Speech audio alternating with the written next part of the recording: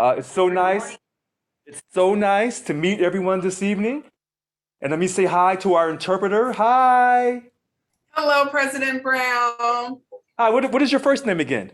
Candy. Candy, I'm Richard. Call me Richard. Very nice to meet you. I should have probably done this long time ago, but Don't worry. Nice to meet you. Nice to meet you. And I'll try to slow my words down so that You know what? We usually don't ask people to change their rate of speech only because it's very natural to go back to what you're used to. We're Okay. good with keeping up with you, so no worries. Well, thank you very much. I greatly appreciate that. You're welcome. And I thank you. And hope you'll have a good holiday season. Thank you. You as well. All right. So we're going to get started this evening. And normally, for the last few Zooms, I have done PowerPoint. And I stated from the weekend that I would continue to read impact statements, and I have a book here as well, of people who are concerned about Local 1000. And so I'm going to do that. And what I'll do this evening, I always do things a little different. What I will do, we're going to mix in impact statements with people calling in with their comments. And so before I read the first impact statement, I'll take the first caller. First caller is Brian Hockett. Good evening, Brian. Yeah, I can't unmute. Can you hear me? Okay, so we hear you loud and clear, Brian. Oh, there we go. It wouldn't let me unmute for a second. Good morning, Mr. President. Hey, I want to start out by saying I'm big on transparency and accountability. And I've talked to you before at DLC 768 at one of the virtual meetings. And, nothing's 100%, but anything you do for transparency and accountability, I do appreciate.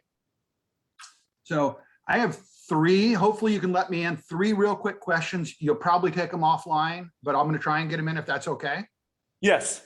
Okay. If I recall, last week, the CFO resigned. And I thought I heard you say that you were going to either present the reason or present the resignation letter sometime this last weekend. I don't believe that happened. Were you still planning on doing that?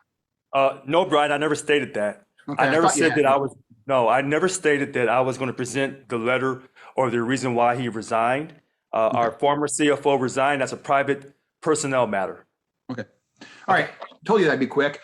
Next one is the budget wasn't presented. Now there's going to be a special board meeting this next Wednesday. My question is was the budget, the proposed budget for 2022 ready to be presented, and why didn't you present it?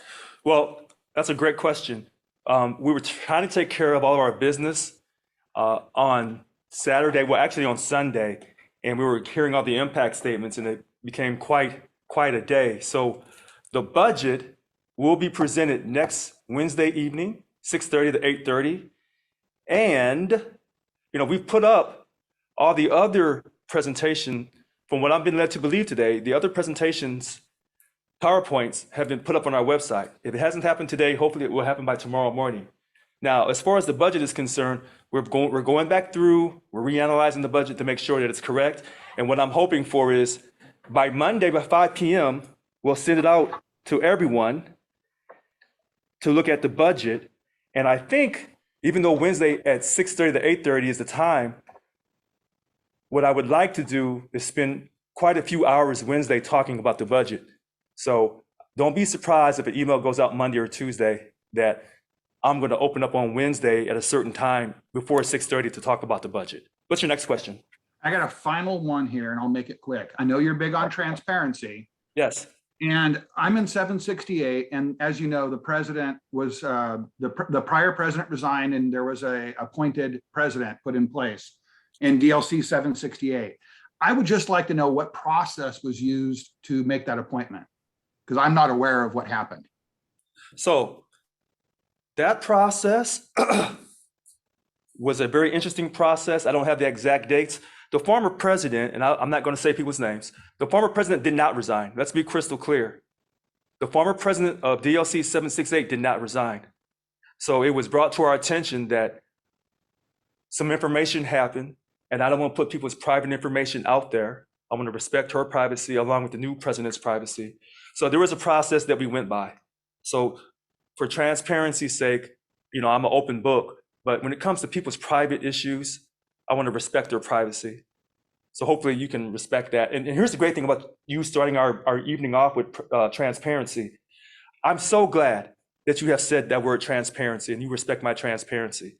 So there should be no reason why next Wednesday night from 6:30 to 8:30, when we have this board of directors meeting, the emergency board of directors meeting, that we are transparent and that there should be no reason for us to, quote, have a closed door session. I'm so glad you brought that up. Thank you for your time. All right, so moving on. So here's the first impact statement. Okay, I want to start my statement by stating that I believe in unions. I believe that unions make work environments better. I believe that unions work with the intent of doing the very best for the employees they represent. I do not believe our union is doing what is best for us anymore. In light of the COVID-19 crisis, many of my concerns about my union, in my eyes, have been sadly made clear.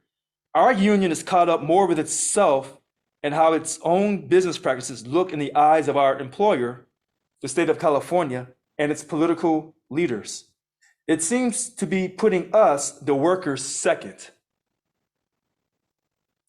We were asked as a workforce to step up during the COVID-19 crisis and work to continue to provide services for the state and the public.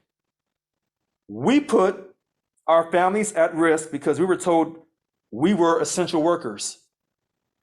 We put ourselves in dangerous conditions to continue the state's revenues going.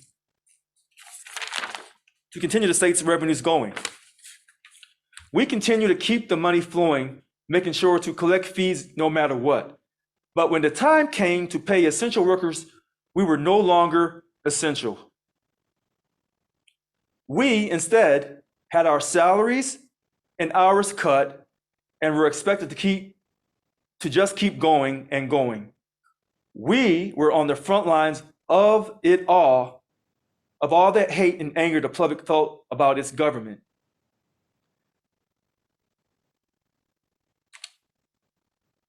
Okay, bear with me here. I'm trying to get through this here. We were yelled at, spit at, and physically and mentally assaulted. We are, after all, government representatives. All we are asking is that we are treated with respect by our union and our employer. We worked and we deserved our pay and help with our well-being, and we deserve our union to fight for it. Now, it took me a minute to get through that one because it's written in cursive. Most people in today's society don't even write in cursive anymore. But the point by this person is well made. And this is why, even though we only have 17,000 essential worker premium pay petitions, and we've asked everyone, including our DLC presidents and our bunk chairs, the new ones and the newer re-elected ones, to tell everyone, please fill out our essential worker premium pay petition at SEIU1000.org. It's very, very important. You were told that you were essential, and you are essential.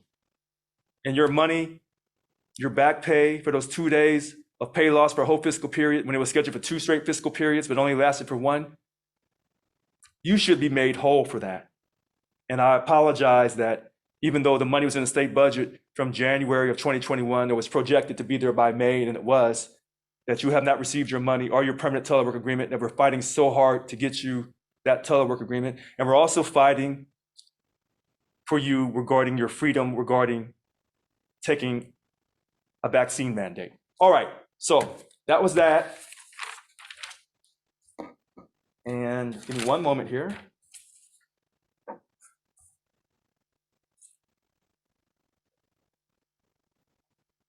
All right, next caller in line, Frank Askin. Good evening, Frank. Good evening, Richard. Can you hear me? Loud and clear. Okay, Richard, to say I was upset this past weekend at BOD would be an understatement.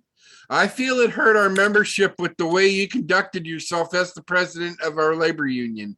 First off, you never called the meeting to order. Secondly, you allowed folks to call in for several hours. It saddens me that 70 plus years, in my humble opinion, racism has nothing to do in our union, and I feel that references to such items as grandmaster and such insulting. It deeply saddens me when we keep dwelling on the past while we are losing membership. In order to succeed and grow as a union, we need to move forward. My question to you, Richard, how do we move forward? Okay, so we want to thank Frank Askin. He makes great points. He said, I never called the meeting to order. Let's discuss that point really quickly. Never called the meeting to order because we're a member-ran union and the people had something to say that was very powerful. That's the first thing. Second thing, racism. This country was built on capitalism, but it was also built on enslaved Africans. So this is part of our country's history. So when our union was involved last summer in 2020 with the Black Lives Matter movement, that social justice movement on the treatment of Black people in their interaction with police, it's a reflection of racism in this country. And our union had a strong role in that social justice matter.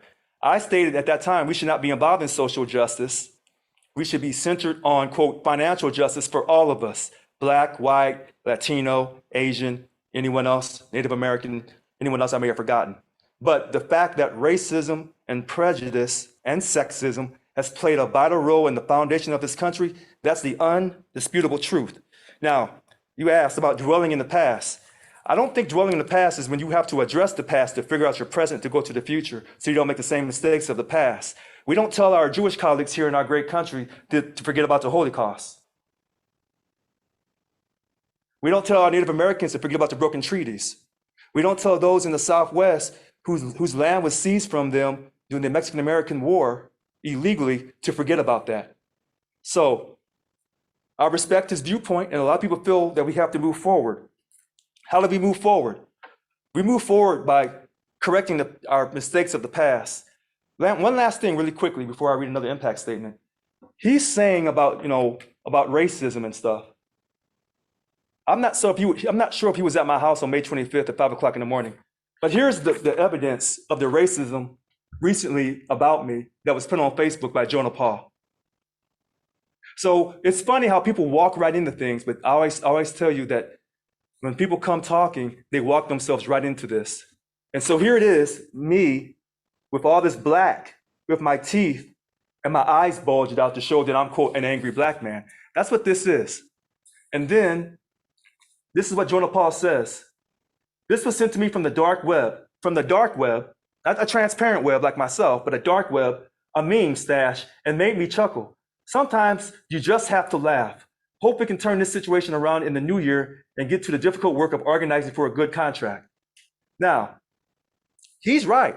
We do need to organize for a good contract. Our current contract expires June 30th, 2023.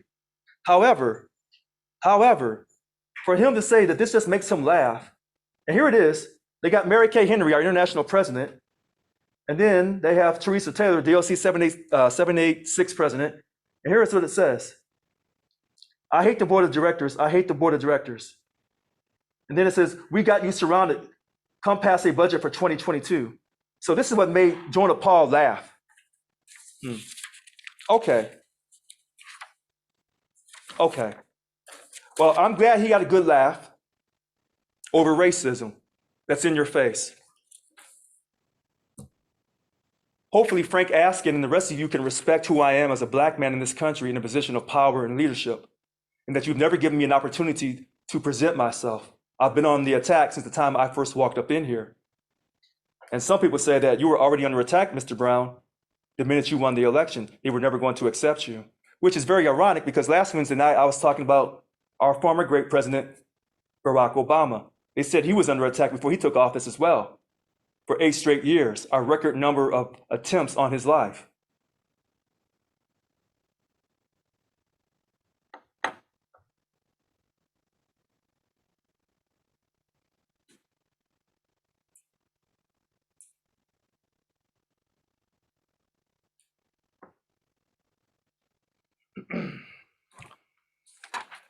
I hope one day Local 1000 can really learn to appreciate that their leader is African American and he's from Missouri. I hope one day we can put our bickering aside and we can come together united. I'm willing to forgive people for all the evilness and ugliness that they've said about me, in front of me, behind me, to their friends. I really hope that we can come together one day. I sincerely hope that. If anyone was offended by last weekend because I allowed our members to have a voice for the first time ever in this union, then I apologize. This upcoming week, Wednesday night, 6:30 to 8:30, you're going to see the board and I doing business. We're going to have an emergency board meeting to pass our budget so we can ensure the staff continues to get paid their wages and to ensure that you are represented. That will happen. It's going to happen in a transparent fashion, not behind closed doors, not behind some alleged, oh, well, we have to take this behind a closed door executive session. No, we're going to do this in front of you. So all of you can see that my behavior in relation to the board, and you're going to see these board members and how they really feel about Local 1000. Some of them, not all of them. But I want you to see this. And you're going to see our budget, all of you, and not just the board. We're going to be transparent in our process, just like we were in SBAC, just like we were when we heard people's voices reflecting how they felt about, quote, some of the members of the board trying to strip me of my powers.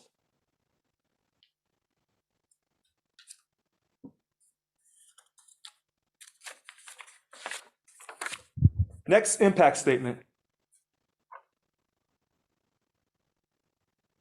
They state, fighting for a stronger contract. Leaders engaging with all represented members in their DLCs, building integrity with represented employees in each represented DLC, training highly skilled leaders. Enhancing cultural enrichment and quality of life. Ensuring members have financial stability and a strong and secure retirement in the future. Environmental sustainability and protection and impact. Evidence based on policy making and influencing public policies. Improving health and well-being. Ensuring that Local 1000 is truly member ran. Wealth creation, economic prosperity, regeneration. Now, there were other blocks on this sheet. They didn't check all the blocks. They checked the ones that they felt strongly about. And we thank that person forward. All right, next caller, Christopher. Good evening, Christopher. Good evening, Mr. President. Good evening. Just had a quick question, sir. We've been doing our 10 events and our walkabouts in the DLC. A lot of people are wondering when possibly do you think we'll be getting the essential worker pay? So, Christopher, I don't have that answer about the essential worker premium pay. We're still collecting petitions.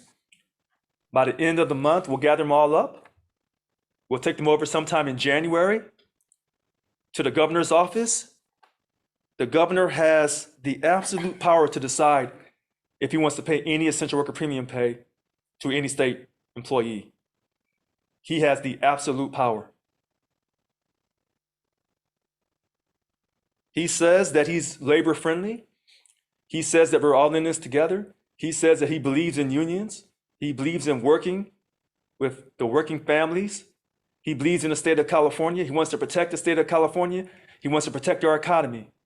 So he'll get a chance to show us how much he believes in what he says. Thank you for your call. Okay, so next impact statement.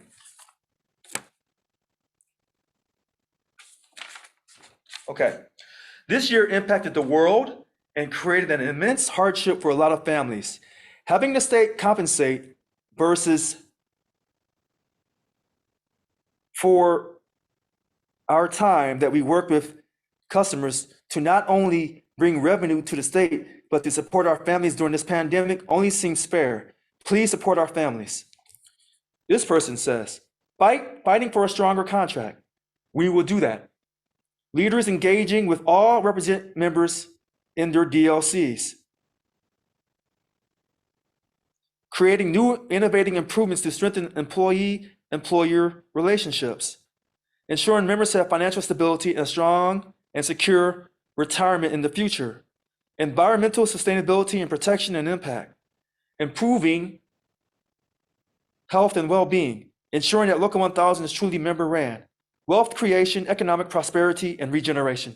That's what this person said. So from the first two, it seems like having people respected in our union, our pensions, wealth, and having good quality contracts. That seems to be the theme of the first two impact statements that I've read this evening, along with the very first impact statement for 2 out of 3. Okay. Next caller, Suzanna Miranda. Yeah. Oh, yeah. Can you hear me? Oh, yes, loud and clear.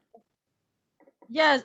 I think the other person took the words from my mouth about the essential pay. I don't know what he's waiting for, because let me tell you something. I work CCWF. The officers, I think they must have a good union, because they got their last $5,000 from the COVID, the hazard pay. Why? What is he waiting for, Newsom? He's just right there. I mean, we pay taxes and everything, but this man, I mean, there's money in there. He's taking out. He better give us that hazard pay before, I don't know, but I think he's probably staying with that money.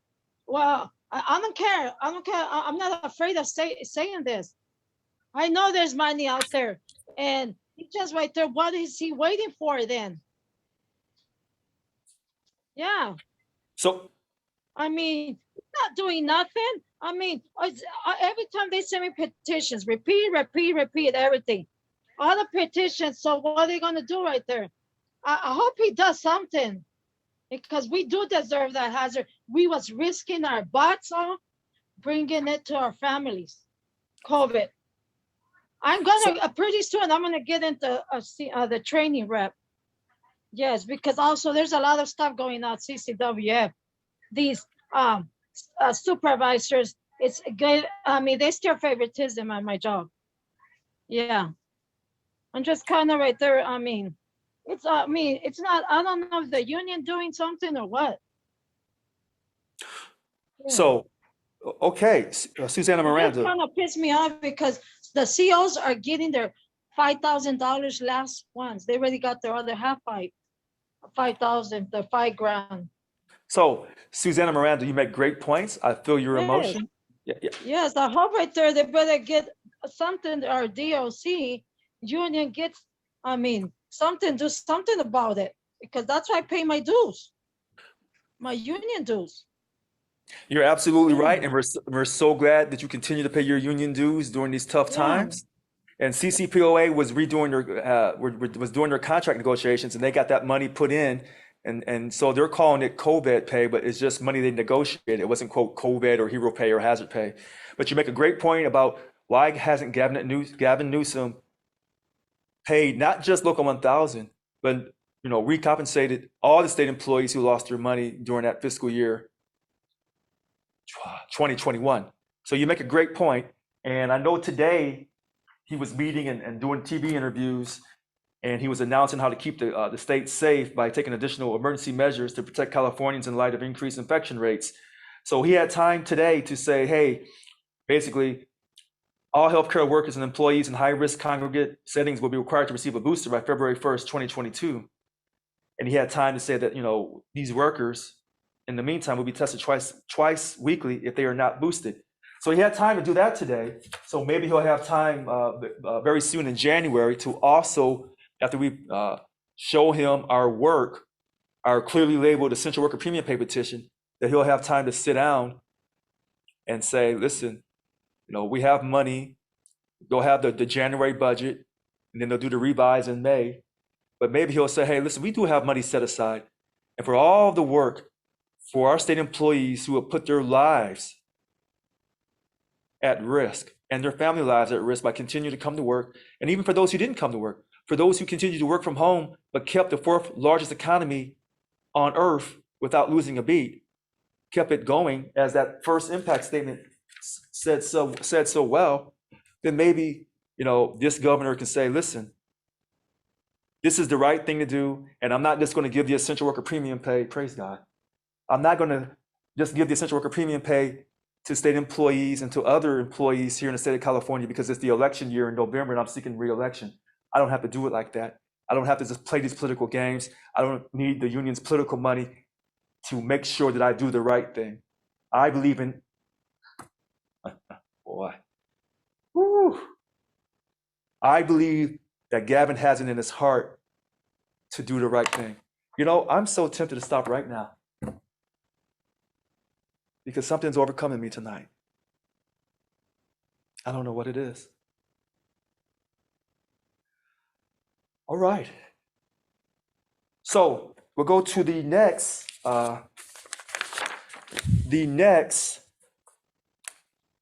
impact statement. I read that this board of directors is worried about damaging the relationship with the governor's office in the SAC-B. The governor is our boss. He's supposed to not get along with union leadership. I want my union fighting for me, not sucking up to the boss. So this impact statement says, fighting for a stronger contract. We will do that. Leaders engaging with all represented members in their DLCs. We're still attempting to get that done. Building integrity with represented employees in each represented DLC. We're attempting to get that done. Training highly skilled leaders.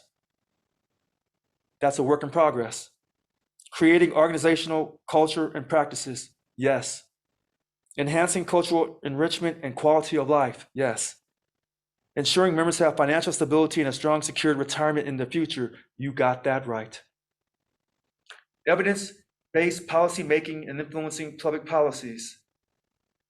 That's bills that we are still involved in to ensure that no bill will ever get passed that destroys public sector unions in the state of California, Mr. Tim Draper. That's just for you. And I don't mean to put my finger like I'm trying to be intimidating or trying to scare Mr. Draper. I say that with love and respect to Mr. Draper. All right, improving health and well-being. That's for us. Ensuring that that means in our contract, our dignity clause 5.11 is not controlled by the state of California as the final decision maker. Ensuring that Local 1000 is a truly member-ran union. You saw that this weekend, even though it's for the board, a board of directors meeting. You saw that members had so much to say that before we can have a board, before we can have a president and statewide officers and use corporate terms, which I don't understand why we use corporate terms because we're a union, not a corporation. I thought we were fighting corporations. We are member-ran. And finally, wealth creation, economic prosperity, and regeneration. Substantial pay increases, 21% pay increase across the board for everyone. That's part of my 10-point plan. And I'm your chief negotiator. That will happen as your chief negotiator. Next caller, Kimberly. Kimberly. Hi, good evening. Thank you for taking my call. Can you hear me? Oh, loud and clear. Great. So I submitted an impact statement that you probably have in front of you.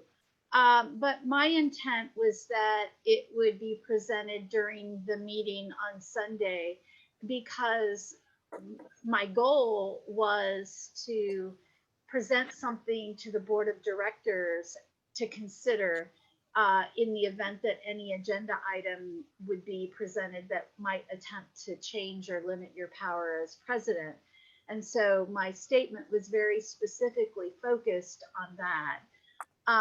Since there was no such item that was entertained, it's sort of a moot point at this point. And so there's no need to really take time up during this call to read my statement.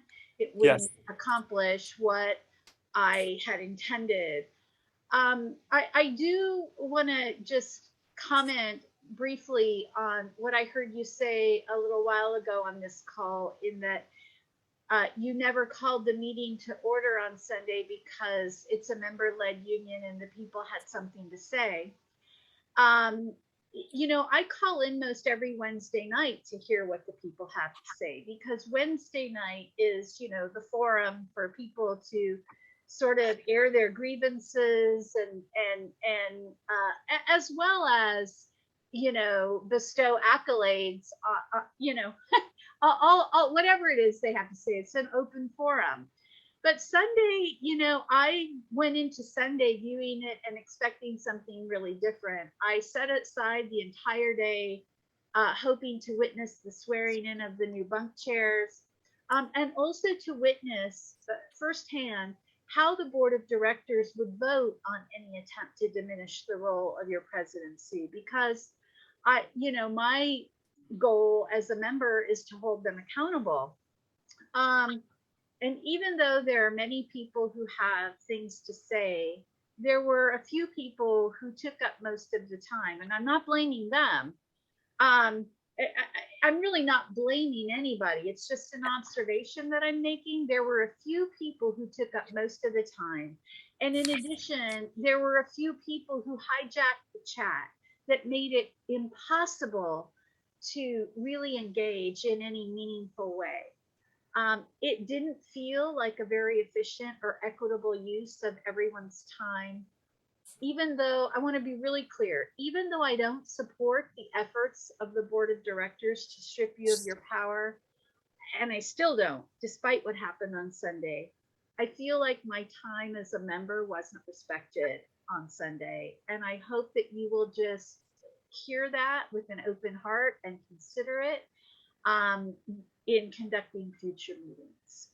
And I say that with the greatest respect. I just feel like I feel like I wasted my time on Sunday. Yeah. And you know what, Kim? I apologize if you feel you wasted your time on Sunday. I know that people who called in had strong things to say, and some of it was very racial, and I know why. I know also people in the chat, from what I'm being told, they had a strategy. And so a lot of times things don't get done because of strategy. Some people have a strategy to not let anything get done or to disrupt the flow of getting business done or whatever. And I mentioned the strategy on Saturday several times when it comes to the human rights committees and how they conducted their meetings.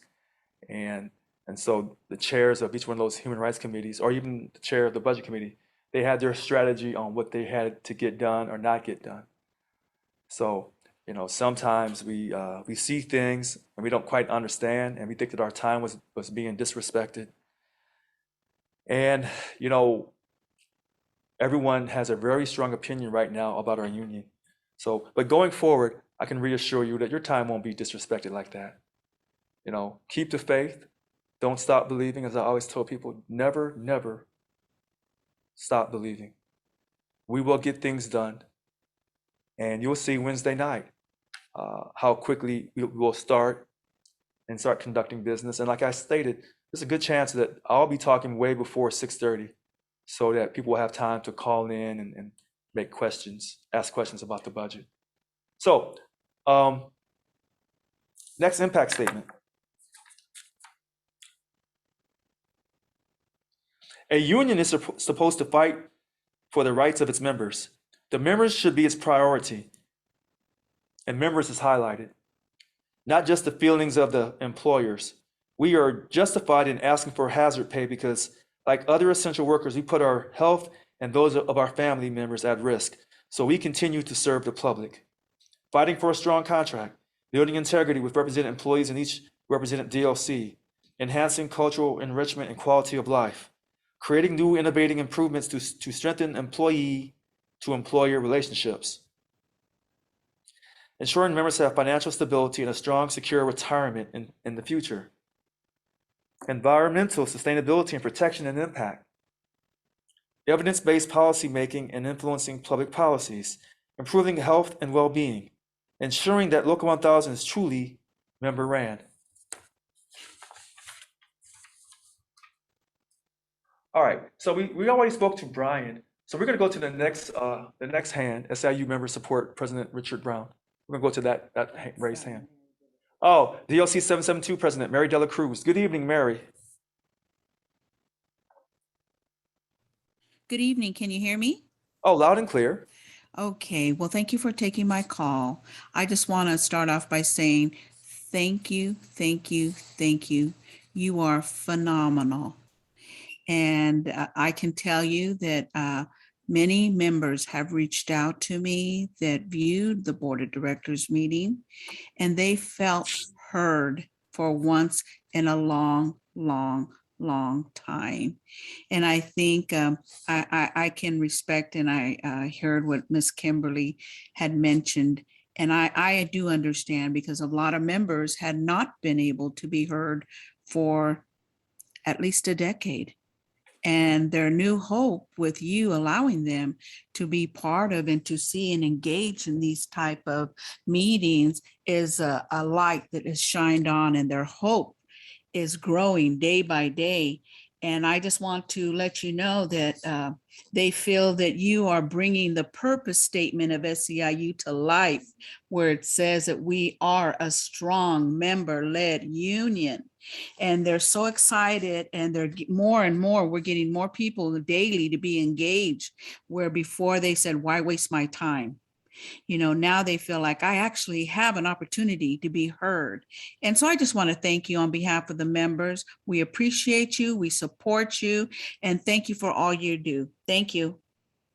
Oh, well, DLC 772 President Mary Dela Cruz, thank you for your call in. And I'm glad that there are people out here who did not feel that I wasted their time on Saturday and Sunday. Thank you very much. All right, so next impact statement. I am very disappointed in the lack of representation from my local union rep and from SEIU Local 1000 as a whole. I pay to be a member. Fees are not lower either. And when I went to my union for help and needing representation, I received no help. Why do I pay membership dues if I will not get help when I need it? I apologize to this person for you not getting the help.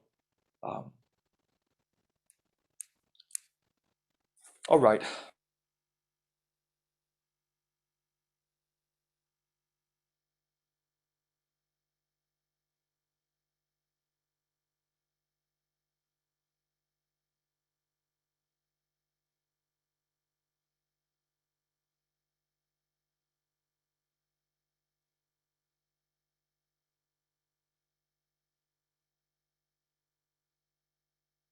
Believing that we're here to, quote, help our members.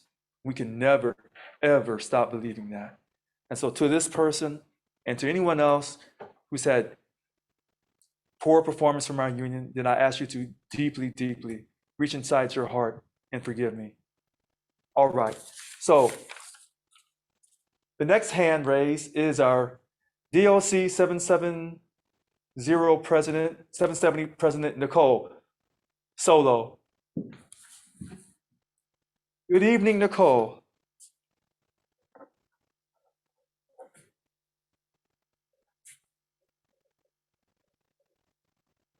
Good evening, Nicole. Oh, please unmute yourself.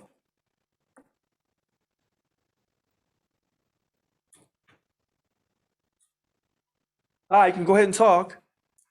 Hi, Nicole.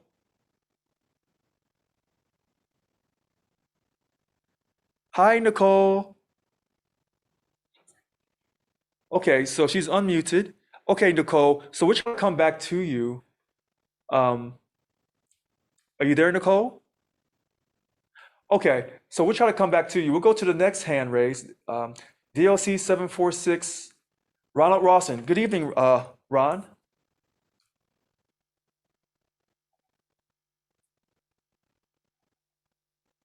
Good evening, Ron. So Ron, go on. Hi, Richard. Yeah, I'm here. Yes. Okay. I had to unmute myself. Sorry. Okay. Just wanted to say, just as my colleague Mary Dela Cruz said, you're doing a phenomenal job. This board of directors meeting this past weekend was one that we got to hear from the members. The aspect the week prior to was one that members got to see how things run. And I've heard, like Mary said, I've heard from so many people that said they didn't know this about our union, that you allowing the transparency to come forward is really shining light on bad actors, on people who don't represent their voice, on people who are dealing in the illegalities in this union. The fact that our finances have been so corrupt over these years, the fact that union leave has been like a pawn for votes on the board. We took something to a vote, and it was the measure had to do with kids being locked up at the cages at the border. And I said, for sure, this board is not going to vote for children to be separated from their families and locked up at the border.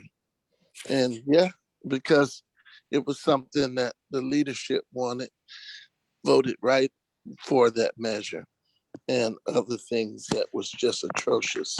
So it's good to see some civility, some ethics, some morality, and being restored back in people not just voting like robots as to push somebody else's agenda, but having a conscience and vetting. What would happen if, I think that we need to have more of this before motions are brought before a board, and that these things need to be properly vetted through membership. You took a poll, and the poll spoke for itself.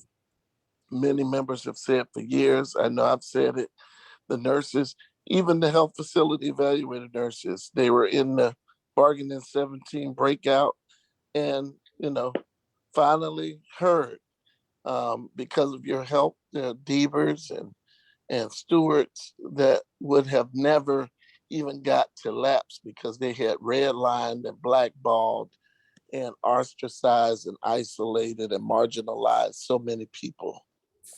And now those people are allowed to be stewards and to have a voice. And so I just want to say again, thank you. I think some of these bad actors, I mean, there's some of these HR ones or whatever it needs to be, they need to be, acted upon, and we need to deal with this. I'm just surprised that some of this behavior haven't been censured before now, yeah, that's all I have to say. Anyway, thank you. Well, DLC 746, Ron Rawson, thank you for your call in. And, everyone has an opinion about meetings and how they go. And, if you look at our country, you can see where our country is really split down the middle on so many different issues. So many different issues. And so Local 1000 is really no different. But thanks for calling in. And thanks for your compliment. Next, impact statement. We deserve back pay for our hazard pay. We have been dealing with customers since we opened back up. We deserve a higher pay for all of the work we did at field offices. Now, this person's from DMV. Fighting for a stronger contract. Leaders engaging with all represented members in their DLCs, which is what Ron was just talking about. This is really important. Building integrity with represented employees in each represented DLC, training highly skilled leaders, enhancing cultural enrichment and quality of life, creating new innovating improvements to strengthen employee to employer relationships. Ensuring members have financial stability and a strong and secure retirement in the future.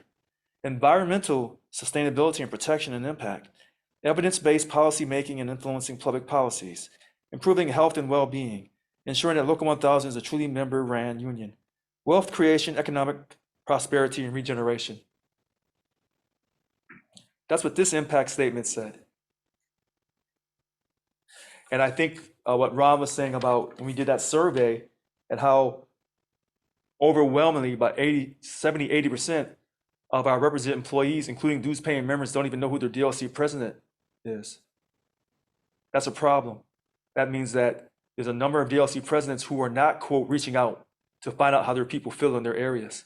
And that when they do these votes on the board, they're only voting for their own self-interest and not of those they represent. All right. So our next caller We'll go back to Nicole. DLC 770, President Nicole. Solo. Okay, if you unmute yourself. Okay, so we'll come back to her. We'll go to Michael Gus. No, we've already talked to him. Yeah, so Michael Gus. Go ahead, Michael. Hi, Mr. President. This message isn't for you. After Sunday, and there were a lot of us who don't support you, and we were intentionally not called on, and we noted that. This message is for the board of directors. My understanding is that there was a letter sent by Mary Kay Henry that, among other things, cited basically daily complaints being filed against you with the International. And among those, and the most serious one, and what I as a member have concerns about, is apparently there's been serious allegations of financial misconduct, that our finance director resigned over ethical concerns. And so for those of you who are on the board, I was executive director of a nonprofit once. And you should know before you make decisions on a budget that the board of directors can be held personally liable for financial malfeasance if they had reason to know that financial malfeasance was going on. We have two very credible sources, including the International Union president, that have mentioned that there are issues under investigation. The financials were not released. That letter, the resignation letter, has not been released. To my knowledge, the letter from Mary Kay Henry has not been released. I don't think board members have seen it. I haven't seen it, but I know of it. And again, I pay $82 a month. We owe it not only to members to spend that appropriately and to review financials in a slow and methodical fashion, not rushed at the last minute. We also owe it to our union staff. Because if you pass a budget that doesn't balance, the union staff will eventually be laid off. And we have you have a fiduciary responsibility to us as the members to expend the money in an appropriate fashion. And again, if you do not do that and people are harmed, either because the organization becomes fiscally insolvent or because we can't meet our prior obligations, you can be sued. Or if there's fraudulent charges, you can be sued. And I respect those of you on the board, even those of you who spoke, who were called on Sunday, while those of us who do not support you, Mr. Brown, were silenced. I respect you enough to say, do what's right for the organization and take your time. Our financial accountability of the organization is the future of the organization itself. Thank you, and I'm going to mute myself because I'm not interested in talking to you, Richard. Thank you. All right, so we want to thank Michael Gus for calling in. Everything he said is baseless and has no facts behind it at all. My communications with Mary Kay Henry is up on our website, her letters to me and my response back. I think the latest response that I've responded to her may not have been posted yet, but her first two letters and my response to her the first time, that is up on our website and went out in the email. As far as the salaries and everything, our salaries for our staff here is perfectly fine. There is no financial misconduct. That's baseless and that's actually slander. That's what that is. And since we're talking about financial corruption, you know, I think those credit card charges from years ago kind of speaks the truth on who did what. And that $4,528, the gift from Yvonne to Margarita Maldonado before she became chief of staff, that speaks volumes.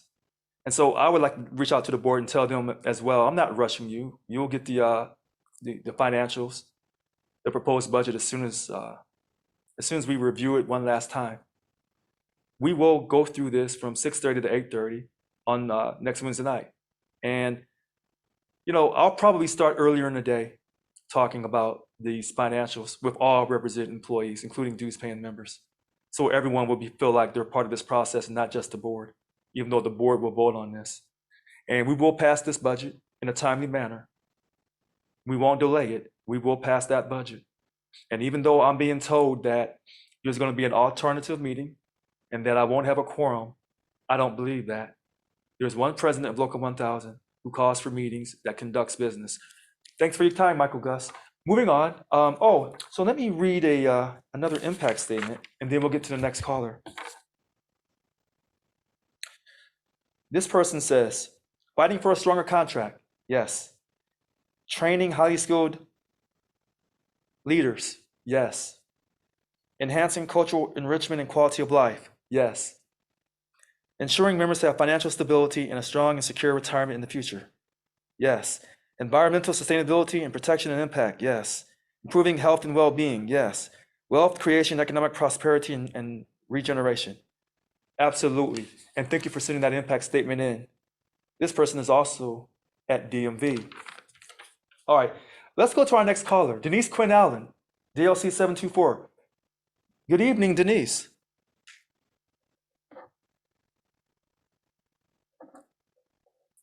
Denise Quinn Allen. Good evening, Denise. Hey, Richard, can you hear me? Oh, loud and clear. Okay, great.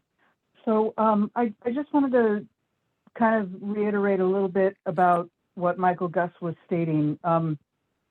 I would very, very much like to try to have a completely respectful conversation with you. I'm aware that you're a new president and the presidency is still very much in its infancy. It's only been not even 6 months, right? So this is your first major board of directors meeting where our, budget is necessary. One of the things that we need to be concerned about with our fiduciary responsibilities is that the staff at SEIU that work for us, that their salaries are paid by our member dues. If we don't pass a budget by December 31st, you or no one else in the organization is going to be able to write a check. So that means all of their salaries stop. That means all of our spending stops.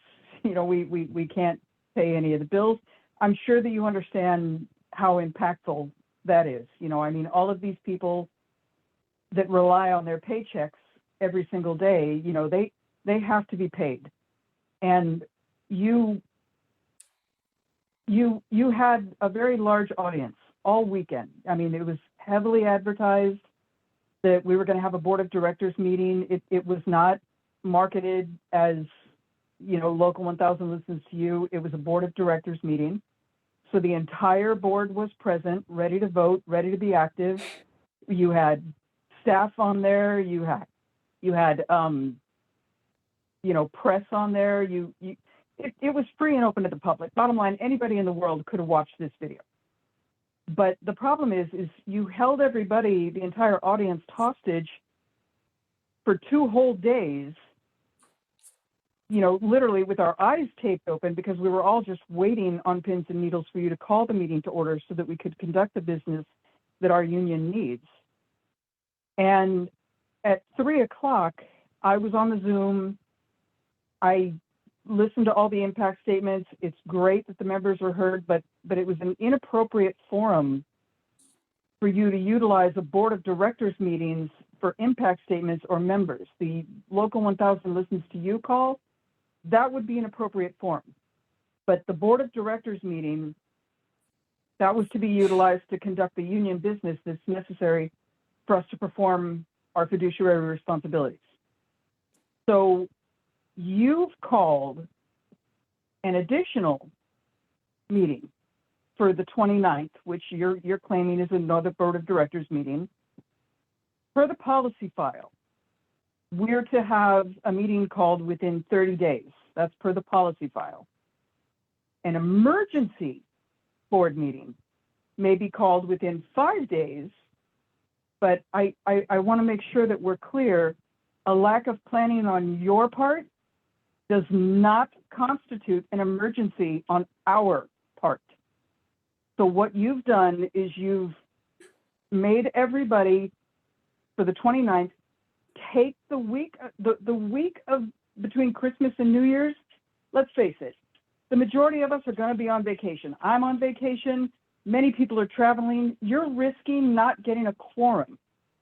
So I ask, for those SEIU employees that our member dues pay, and for the impact, the fiduciary impact that this is going to have, that we can't pay the electric bill, we can't sign a check for anything. What is your explanation going to be if you're unable to achieve a quorum and utilize this board of directors meeting for what it's intended to serve?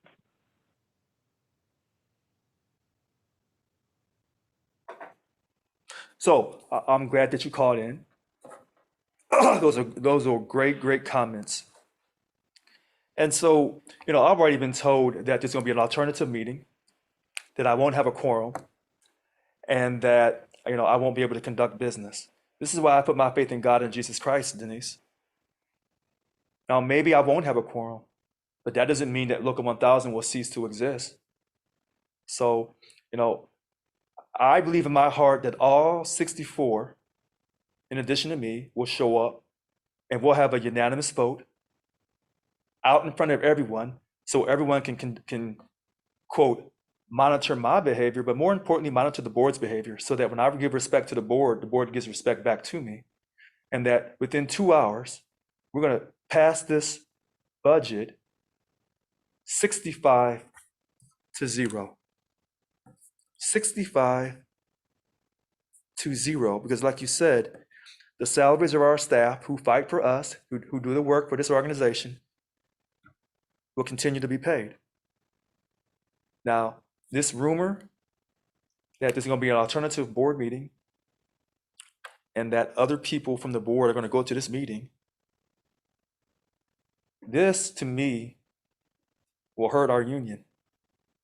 And it will hurt our union not as bad as the meeting they held in October that destroyed the image of our union and undermined my authority.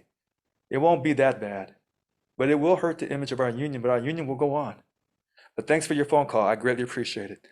Okay, so let me get to another impact statement.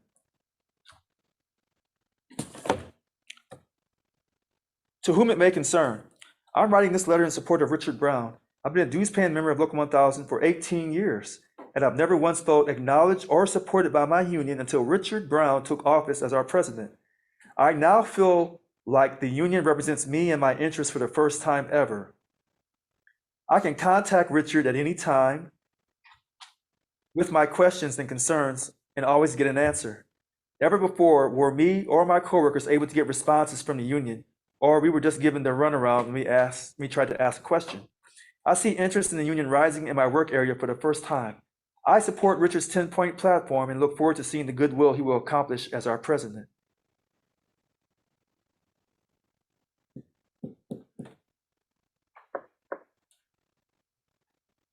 All right.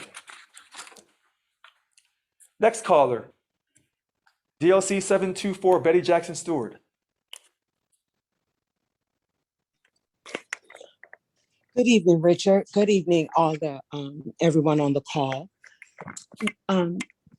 Richard, I hope that you do not allow all of this negativity to wear you down. It's a lot of negativity, and I can feel the weight of it.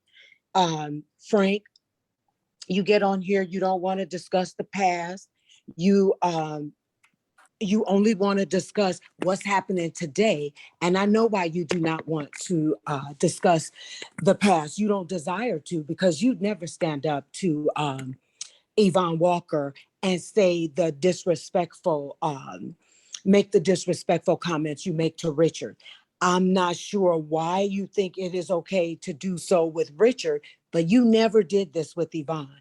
And the only reason why you do not want to bring up the past, Yvonne took money. I've never heard a peep out of you. Yvonne went all the way to Israel. Yvonne provided someone money to do something at a daily spa. You don't want to talk about that, but you want to make up, have this what's the term I want to use? This fictitious agenda that somehow Richard has come into the office and stole all of the union members' money. No, you guys did that. You don't want, I've never heard you mention about however the governor received that $1 million. I've never heard you mention that. You don't want to talk about that. But it's the past if we bring it up. Michael Gus, that narrative you just threw out there. Everything about Richard is so bad. Everything he does is so bad. If you can recognize evil, what was Yvonne in there doing? You tell me what Yvonne did in your own words, and I might listen to what you have to say about Richard. But if you can't call out Yvonne, where all of a sudden did you get all this enlightenment about Richard? You never said, neither of you ever said anything negative about Yvonne Walker. And we all know what she did. Yes, she paid you money, but that doesn't mean you don't know what she did. Lastly, all of this narrative that you all are creating that's very, very negative, we're going to move forward with our agenda. Our agenda doesn't hurt anyone. It's to make us better. It doesn't weaken anyone. It's to make us stronger. It doesn't leave anyone in the dark because Richard is shedding the light. Listen, you don't have to try to figure out if it's good or bad. Richard has the spotlight shining on himself. Transparency, you're getting it all. So this narrative here, let me tell you, you want what's going on today? You want the present? Let me tell you the present. There is a union steward who contact agency at the state, contact them so that she could go there and get more union stewards involved in our union. She contacted them, spoke with the manager. The manager gave her a date and a time to come, as where her appearance there would not interfere with workflow. You know what happened when she got there? She was met with threats. That Kevin Healy was out there screaming and hollering at her, telling her to get off the property. He took his camera phone and began to film her. And she asked him to stop. He just continued to film her. She wasn't breaking the law. She did absolutely nothing wrong. Her job is to go and recruit union steward members. And you know what? She wasn't effective because someone on the board of directors went there and caused nothing but havoc. And he was a threat to her. She left. She was afraid. Now that just happened, Michael Gus and Mr. Frank. So next time you get on this call, let's talk about the present. Because since when do we go out as union stewards, representatives of the union, and you have people in higher positions than us treating us this way? He made her unwelcome. And check this out. He does not work at that agency. And I'm not going to call out the agency because I don't want to embarrass them. But that isn't the agency he works for. He's supposed to work at San Quentin. That's where he was supposed to be, not down there threatening his own union steward. Now let's talk about that next time, guys. Instead of lying on Richard and discussing these negative make-believe narratives, let's talk about how union stewards can go out and recruit people, more members for the union, and not get harassed by a damn BOD. Okay? Let's talk about that next time. Thank you for your time, Richard. Oh, so DLC 724, Betty Jackson Stewart. .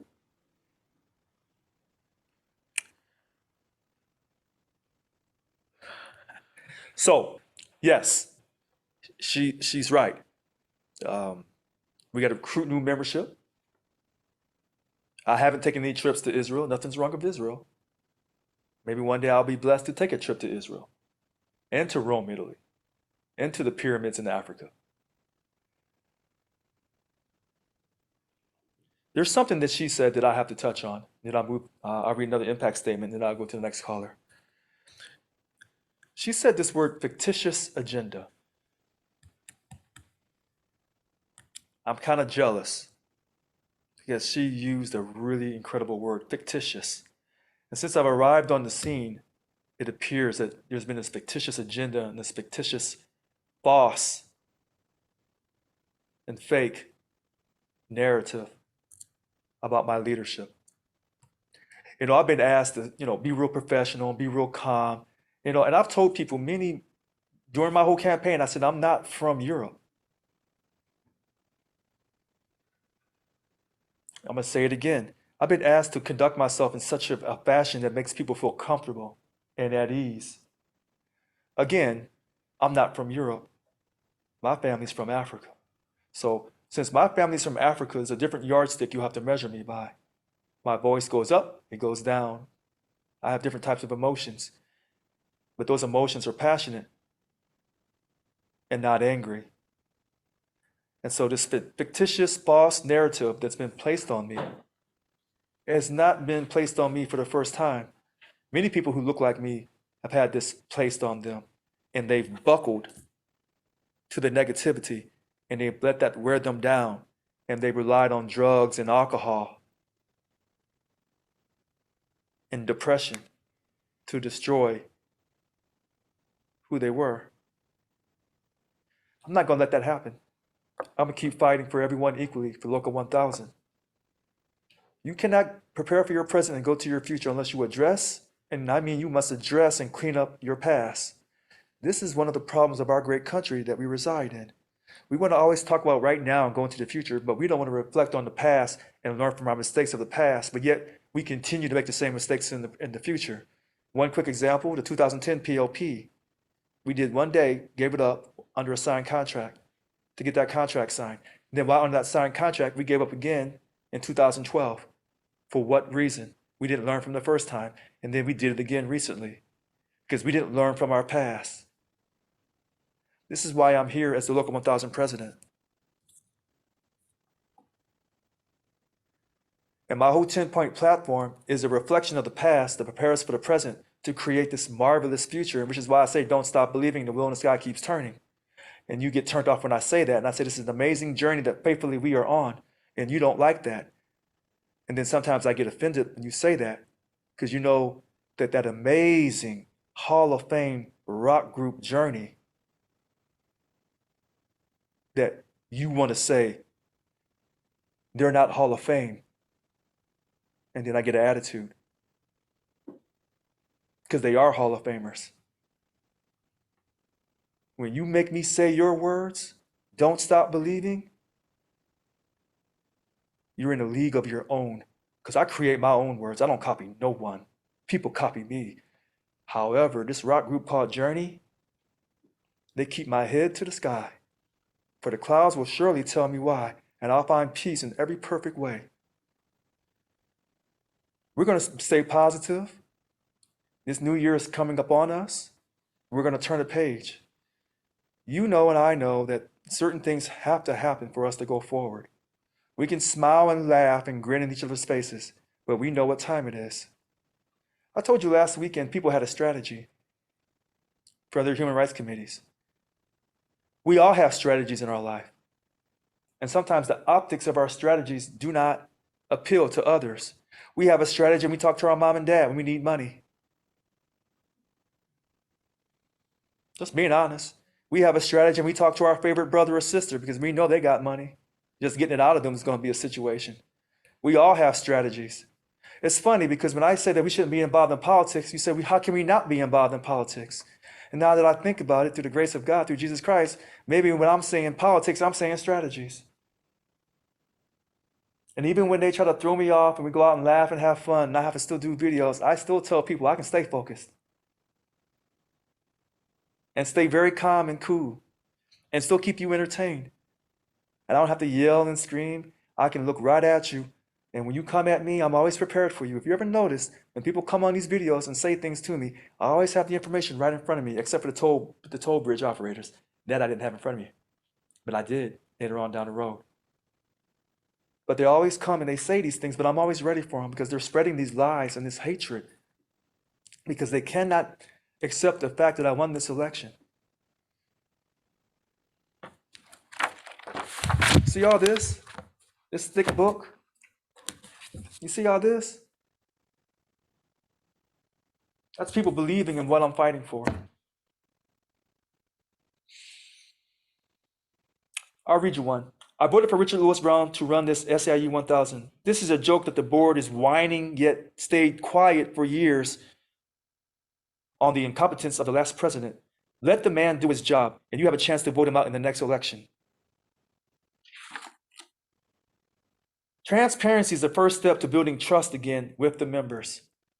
Transparency is the first step to building trust with the members. All right, next caller, Yolanda Williams.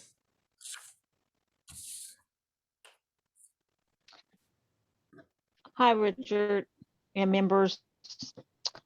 First of Hi, all, Yolanda. I would like to say thanks for calling me back, but I didn't get to talk to you. Anyways, let me go on here. Michael Gus, you say about this Henry Mary Kay. I read it. I read the letter he wrote to her, and I read the other one that she wrote to him. It was on the website. That was last week. Okay, so yes, it was. Then you guys talk about all this money, like Betty said, this is fictitious narrative, but you never say anything about your previous president who took the trip and spent all this money. All of a sudden now y'all scrutinizing it to the penny with this black man. I'm gonna keep it real. Now, on the other hand, let me go to Mr. Brown. I know you speak highly of Annika Walls, and that's wonderful. However, I'm starting to feel a little different now. November 11th is the date that comes to mind when I asked her to send the needed shirts that I want to give as a steward trying to be a part and get people involved in the union. I asked her, shirts needed, 3 large and 1 XL. Send, and I give her my address. Thank you, Annika, and enjoy the day off. That was November 11th. Then December 7th, when I tried to talk to her, when Betty heard my voice over the call, and I was very upset, and she asked to give her my number. She writes and she says, awesome. A month later, almost. Awesome.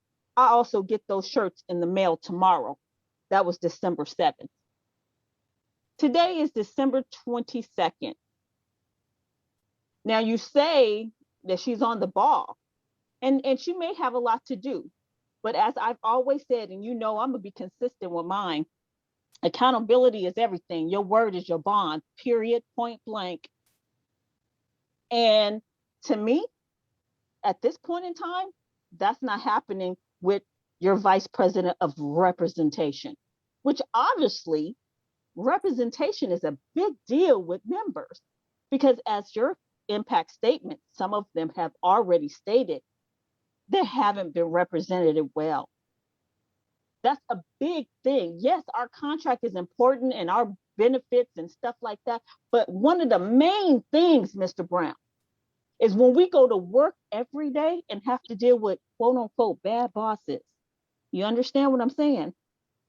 So I'm saying to you, accountability is everything. And if we want a strong union, as you say, then we start from the head. And that means accountability with the union representatives. as far as vice president, president, treasurer, so forth and so on. So I'm asking you, you know, as a president, what are you going to do about accountability with your staff towards your members? I'm done. Well, I'm so glad that Yolanda Williams was able to call in. And, I always give Yolanda the utmost respect because the essential worker premium pay petition, she was the one that said, what are you doing? Show some accountability.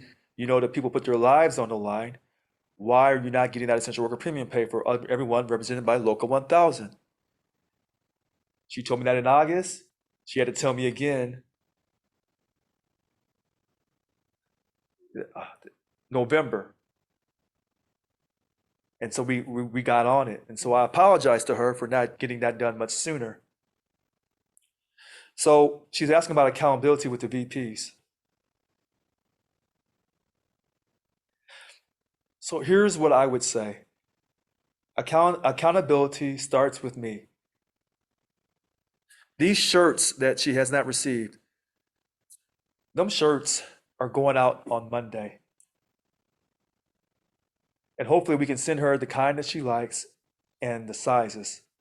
I thought this had already been done. She has my number, and I know she'll send me a text to remind me this Monday, you better have those shirts sent out. And so, sometimes we make mistakes and we have to apologize when we let people down. She mentioned the fact about the letters to Mary Kay Henry being up on the website. She's absolutely right.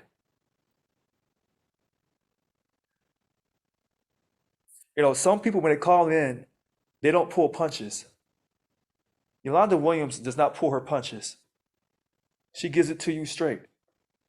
And that's why you see me sometimes, kind of like moving around in the chair when she calls, because I know I'm getting ready to get hit.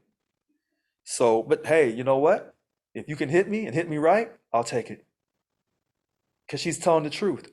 When she made that statement about those grievances should all go to arbitration, she's 1000% correct. All right. Next impact statement. My name is Jorge Briones, and I'm an ABE1 teacher at Substance Abuse Treatment Facility and State Prison for the past 7 years.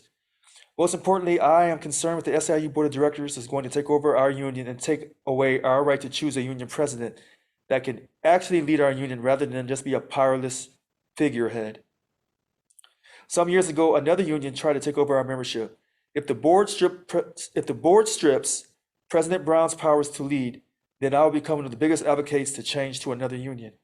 I have no problem being vocal about the work conditions we are under, and if the board of directors want to take away my voice in the union so they can do whatever they want and pay themselves whatever they want with our dues, then it will be a time to change to a different union. To the board of directors, leave President Brown's powers to lead SIU Union B and refrain from trying to take over our union.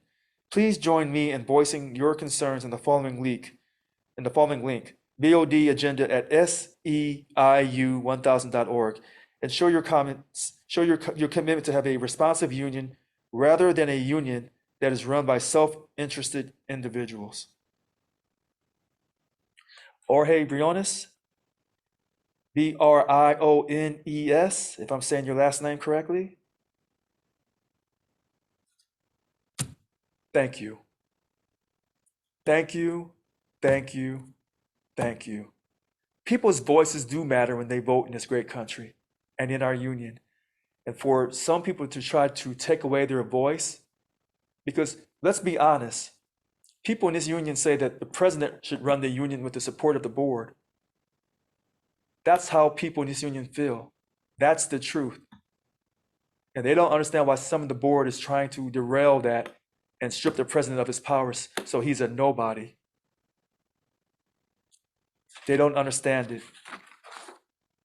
All right, next caller, some of the callers, I see hands raised, but we've already called on you once. We have to go to the new callers. Angela Morales Myers, good evening.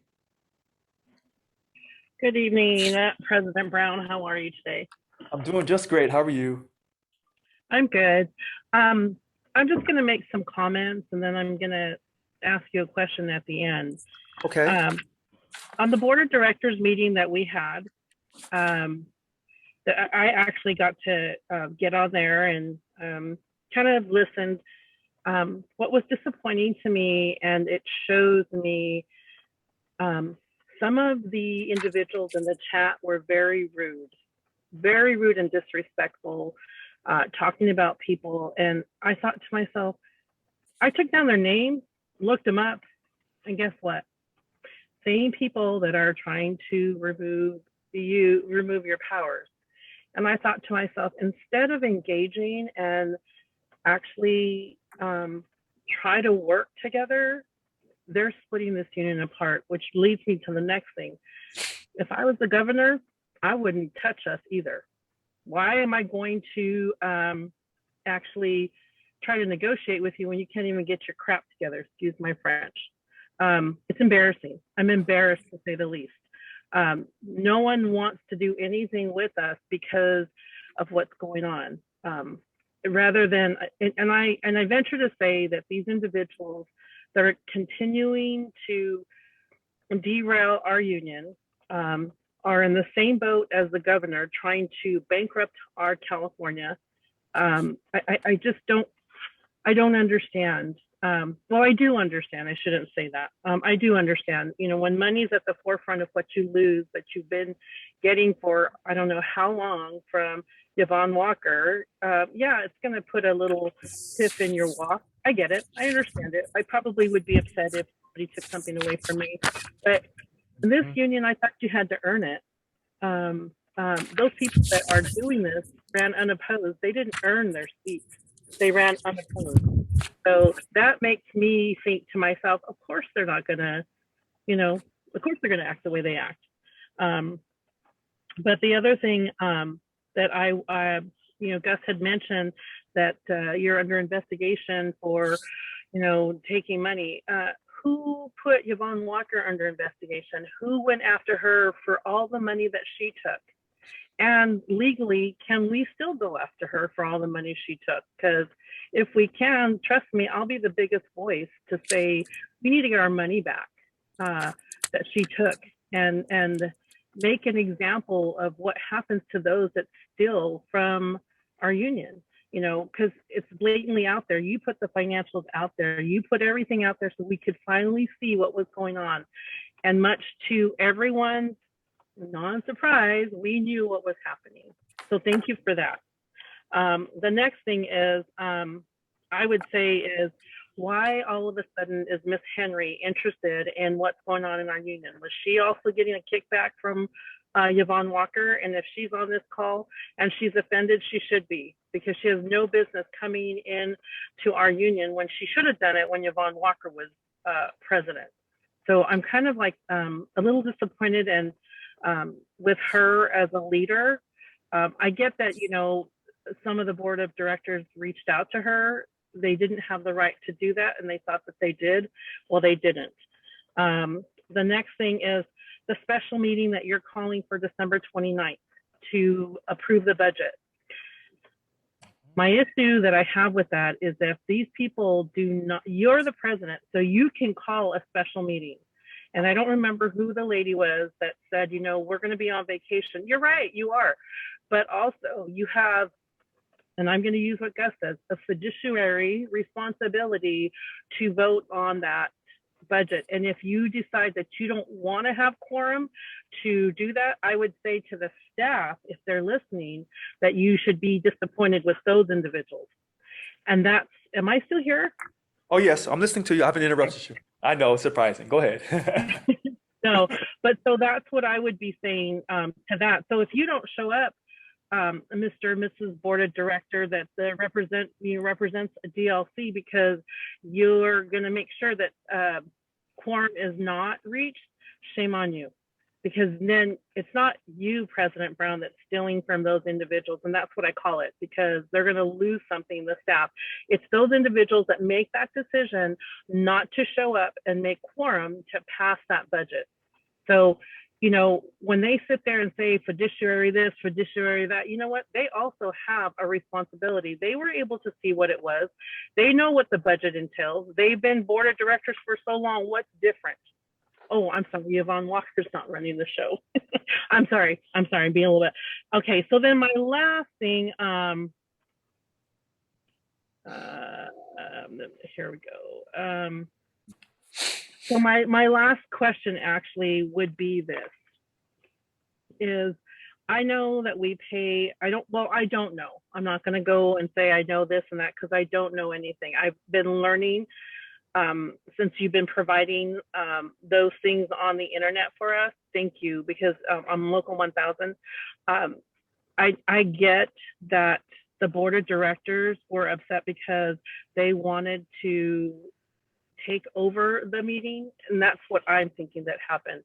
And my thing is, how does it feel to have your voice not heard when all we wanted as members is for our voice to be heard, to tell you how disappointed we are in how you want to conduct our union? I feel that a lot of people that I've talked to, not just at my site, but you know, just here and there, they're starting to listen on Facebook. So I'm glad that that's happening. I'm glad that they're finally taking that approach. I wish more people and those individuals that ran unopposed in the election, I wish more of their DLCs would get involved so that they would know and see what their DLC presidents are doing. So my question is, on the board of directors meeting that we had, is there any way for, it was recorded, but I don't know if the chat was something that was kept in archive. And if it was, if we could please post that so that people can see how rude these DLC presidents are when other members are speaking, and they're speaking from their heart, because they were all saying, you know, how they felt. And, you know, I saw one that said it was an idiot, and I posted on there, you know, I posted on the chat, shame on you, so-and-so, you know, so if you want to come after me, my name is Angela Morales Myers. I work at Kern Valley State Prison. My number is 714-310-5388. If you have anything to say to me differently about that, shame on you for being a president and saying that about other people. That is just common decency not to speak like that and post on there. It doesn't matter what you think about them. You are in a leadership position. And if that's the kind of leadership that you're actually giving to your DLC, I would love for your DLC members to see what you're posting. But that's my question. I'm sorry, I'm going to stop now. But can we post what was on the chat so that people can see? Can we post it on the web, on the SEIU Local 1000? So here's what I'm gonna say. We're gonna check into that. Hopefully it was saved. I don't know if it was or not, but we're gonna see, because the video is saved, but I don't know if that chat was saved. We're gonna check into it. If we can get that chat, we will post it. Please try, because you know what? I want to tell you, some of those board of directors were very much out of line, borderline. You know, I just learned about the chat, so I just happened to go in there, and I'm like going, dear Lord Jesus, if these are the people that are actually in those leadership positions, I'm appalled, and I'm ashamed. Okay. I'm really ashamed. Okay, did you take pictures? Did anyone take pictures of this chat? Because whoever took pictures of that chat over the weekend, please send them to me at rlbrown@seiu1000.org. Send them to me and we'll post them. We'll post them up on the website, since we've been hearing about accountability. Yes, and these are board of directors, Mr. Brown. And like I said, I'm appalled about what I saw, you know, attacking individuals individually, not just, you know, the group, but just attacking them. And you know, I couldn't scroll up, you know, far enough to see where all of this, you know, started, but It's appalling and it's embarrassing. I thought that we were better than that, but apparently I was wrong. And you know what? I stand corrected. Those are things that I don't like to say, only if it's a good thing. And unfortunately, this is not. So if that could go up, I would love for the members to see what these DLC presidents think of them. Okay, well, thank you for your phone call, Angela. So we're going to Thank try you to. for taking my call. Oh, you're very welcome. So we're going to try to find those chats. If anyone has pictures, please email them to me at rlbrown@seiu1000.org, or you can send them to my personal email at richard.brown7437@yahoo.com. Again, richard.brown7437@yahoo.com. You know, I thought that everything was recorded for accountability. And I thought the chat would be recorded as well. So we'll find that out. All right, so let's go to the next caller, Sylvia Castro. Hi, Richard. I'm probably not going to be very long because every time I need to go before Betty Stewart because she always says the things that are on my mind. Thank you, Betty. And this person that just spoke a while ago, Angela, she said a lot of the things that were in my mind. Okay. As well, but basically to reiterate, following what Deborah Allen Quinn said, was that if the board doesn't think that this is a serious enough problem to make the effort to go in via Zoom, which means all you have to have is internet access. And if you've got a cell phone, you've got internet access. You could do that almost anywhere. Then their priority is not the union. That's inexcusable. To me, if you can access something via Zoom, there's no excuse for it. I mean, sure, you're going to have people, connectivity issues, blah, blah, blah. But for the most part, especially in light of COVID, most of us, like myself, are going to be home. I can't tell you the lengths I go through for this union on my own, and I'm not even a DLC president.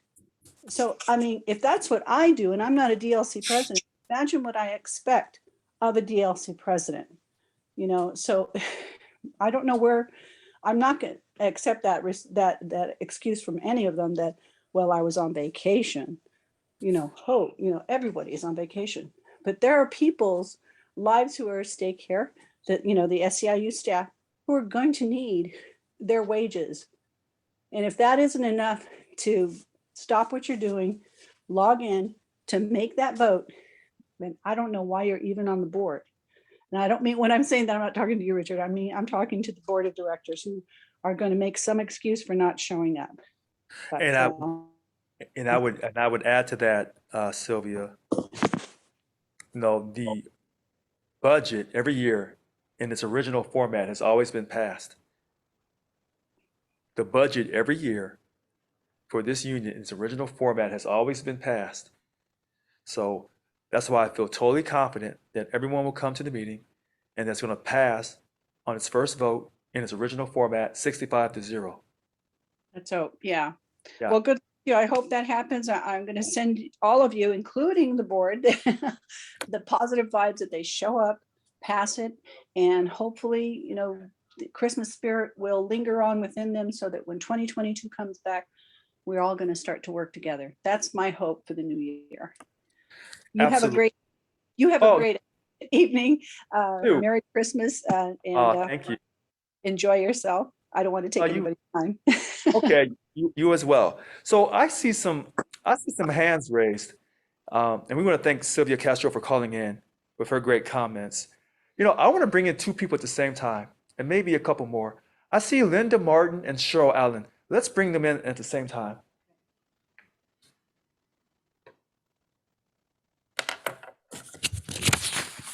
Hi, Richard. Hi, Linda. Hi, Cheryl. Richard. Hello, can you hear me? Yes, how you ladies doing this evening? Good, thanks. How are you? I'm doing great. I'm doing okay. I have some things to say afterward too, if you don't mind. Sure, I'm sure both of you do. And I know that some people think because you're the new DLC presidents that you have to be sworn in, but you don't. Once you're appointed, then you don't have to be sworn in. It's just ceremonial. But I know that being a DLC president is very, very important. And we don't ever want to take away that prestige from both of you. So if you don't mind, if I can get you to repeat after me, the Local 1000 Board of Directors pledge. So follow me. I say your name.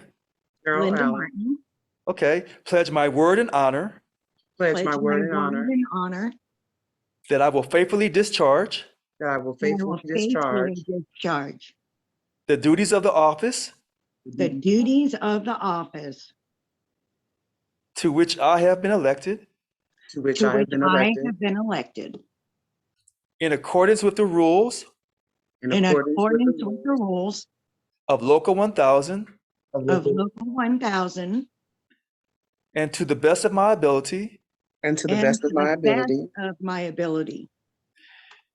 carry out the plans and programs carry out the the plans plans and and programs programs of the union, of the union, union, help build unity, help build build unity, unity, strength, strength, strength, and participation and and participation participation among members in the union, among among members members in in the the union, union, in the workplace, in the in the workplace, workplace, in our communities, in our in our communities, communities, and in the political arena, and and in in the the political political arena, arena, and purchase union label goods and and purchase purchase union union labeled label goods goods, and use union services and and use use union union services services whenever they can be obtained. whenever they can whenever be they can be obtained. obtained. Congratulations. Thank you. Thank you. You're very welcome. Congratulations, Linda. And you also. Thank you. All right. So I'll let Linda start and then I'll let you finish, Cheryl. Go ahead. Okay, I'll mute myself. Okay. Go Okay, ahead, so Linda. so Richard, I've been sitting here writing notes. They're scattered all over the place. Okay. I got a number of things I want to say. So I just want to say that I can tell you I'm a new president. I am extremely impartial, as far as taking people's sides. I just want to fight for the people that are members, period. I mean, I told you before, I did not vote for you for president, but I absolutely was on board when I saw some of the things that you were doing. And you and I have talked about professional behavior, whatever. You're going to do, you tell it all the time, you're going to do you got to do what you got to do. Okay. And that, that's who you are. Right. But I do know that the board of directors meeting was absolutely going to be about removing your power. I know that for a fact. And so the fact that people are bringing up, we didn't do this, we didn't do that, they had an agenda. And I absolutely was watching the chat, and it was everything that, what's her name, Angela said. It was just unbelievably disrespectful, but that was their plan. That's number one.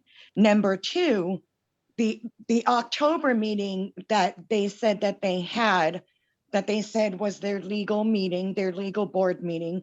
As a new DLC president, and I am a new DLC president, I can tell you that in the group email that they had, that they were absolutely abusive towards people. I had said from the gate that I was there to support my members. This is a member-led union, and I will not go against what the members voted for, period. So I could tell you I was not invited to that meeting they had. I wasn't even invited to vote whether or not to have that meeting. That meant that over 740 members in my district were not represented, did not have a voice, were stripped of their voice, and that's not okay. Number three, the board is absolutely planning on having their own meeting, another new meeting, because I saw that in the chat also. I can tell you that I have not been invited to that meeting either. That means that 740 members in my district are also not going to be represented at that meeting. Hang on with me. I'm looking at my notes. Okay. So I'm also, and as a new steward and a new DLC president, I've heard, and I know for a fact this is true, that a letter was sent to that national president, Henry, indicating and questioning my steward training and if I had completed my steward training, and to forward copies of that to this board member who claims to be the chair.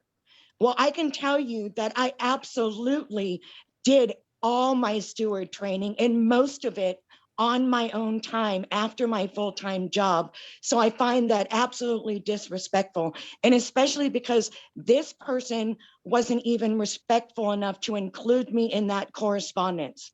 And it was about me. So I'm like absolutely floored, because I mean, I stepped up because I wanted to be a part of something. And instead, what I got and what I'm getting is bullied and insulted for stepping up and speaking for my members. Okay, the next thing I have on agenda, it has to do with Facebook. So I had some of my friends actually sent me some correspondence that on a Facebook chat, I don't know anything about it, but she actually sent me copies of it, that Denise Quinn Allen actually had been insulting me on this Facebook page. And I don't even know who she is. I don't even know who this woman is. She doesn't know me. So I don't understand why she's slandering me on Facebook. I absolutely don't. And the other thing I want to say is, you know, from the gate, when I took this position, it was to unite this union. It was to go to member sites and to meet people and bring them into something new. This was supposed to be a new day. This was supposed to be a new union. And that's what I thought I was doing, was bringing people into something great. And I absolutely agree with Jorge and Angela. I mean, this board, this group of board members are absolutely going to destroy this union, because they don't even see that they're doing it, or they don't care. I'll say they don't care. They don't care that they're doing it, because I can tell you the members that I've engaged with, and I've been to at least 10 of my sites on site, and I've spent some money we have in our DLC. I brought gift cards.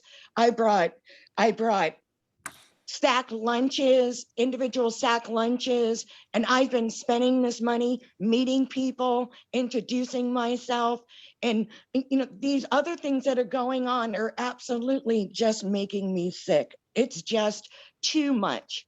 I think people need to get down, get over their egos and all this other stuff, and just understand that the members have voted and respect that, period. And put all this other garbage aside and let's move forward. That's all I got. All right, DLC 727 President Linda Martin, you had a lot to say. I agree. You know, we need to respect our voters. I didn't know that Denise Quinn Allen had insulted you.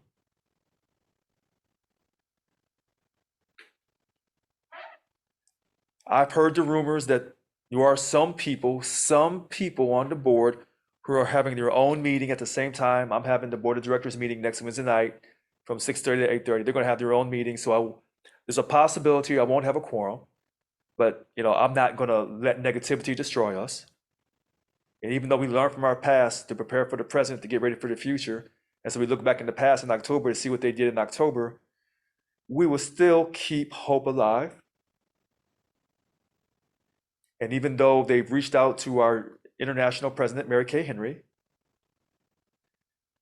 and they have not told her the truth, and now she's in correspondence with me, you know, I don't mind corresponding with people, but just tell the truth. And she doesn't know that she's being lied to. She doesn't know. Now, everybody has my phone number. She could have easily called me and said, hey, listen, why don't you fly up here to DC and let's talk? She could have came down to Sacramento versus doing some type of email correspondence. A phone call is much more impressionable. And then when you meet someone in person, that's when you really you can look someone in the eyes and feel their energy and know what's really going on. But she never afforded me that opportunity. So I know a lot of people have spoken once, and so we have to let everybody speak. So, we have Cheryl on hold. Forgive me. So Cheryl, please. Quick. I just wanted to start by saying, first off, Sister Betty had it absolutely correct when she stated that there is a lot of evil and negative energy flowing through this overall board of directors and this whole situation. It absolutely is. Last week, I was so emotionally weak. My spirit was vexed by all of the negative angst that had taken place over the past 2 consecutive weekends, to where I was literally out of it. That's first things first.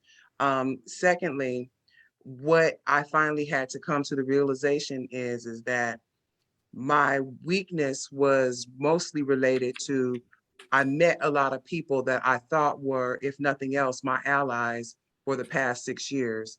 I met them for the very first time. I seen some of the comments that were made in the chat. I heard a lot of the comments that were made, past and current. And what it allowed me to do was to realize that the people that I once considered union brother or union sister, a lot of them were even on my Facebook page, were really not who they showed themselves to be at that particular point. They were then and they are now imposters. In addition to that, a lot of them are self-righteous in their imposing views and ways, because they are allowing their disdain for you to affect all of us. They are at this point now playing Russian roulette with the wages of the people who they rely on, who we all rely on for our assistance, by way of the stewards, or excuse me, not the stewards, but the organizers / representatives, and then the managers who oversee them. And it's very unfortunate that they would choose to use their tongue to speak death over SEIU Local 1000 as opposed to speaking life. And what I mean by that is that they are so hell-bent, they would rather see SEIU Local 1000 fall. They would rather have people lose their benefits and their livelihood, all for the sake of being able to say, see, we told you, Richard Lewis Brown was this, that, or the third. So what I've resolved to do is basically keep my eyes open, keep my ears open, and just be fully aware of not only who I am, but who it is that I'm dealing with. And then for those who want to perpetrate as if they are for the member or the benefit, you are a lie and you don't have the truth in you. Last but not least, the whole idea of what it is that they're doing is not only racially motivated, but it is racially insensitive. One of the first ways in which you can recognize racist behavior is when you are starting to attack a person's ability to provide for their families. Now, I'm sure either one or all of them would try to argue me and deny that they have a racist bone in their body. But the truth of the matter is that they have more than a racist bone. Their whole bodies, their skeletal frames are racist in nature, and they need deliverance. As for my brown brothers and sisters who are supporting this madness, shame on you, bootlickers, one-eyed jacks, and of the likes. So with that, I say good night. Thank you very much.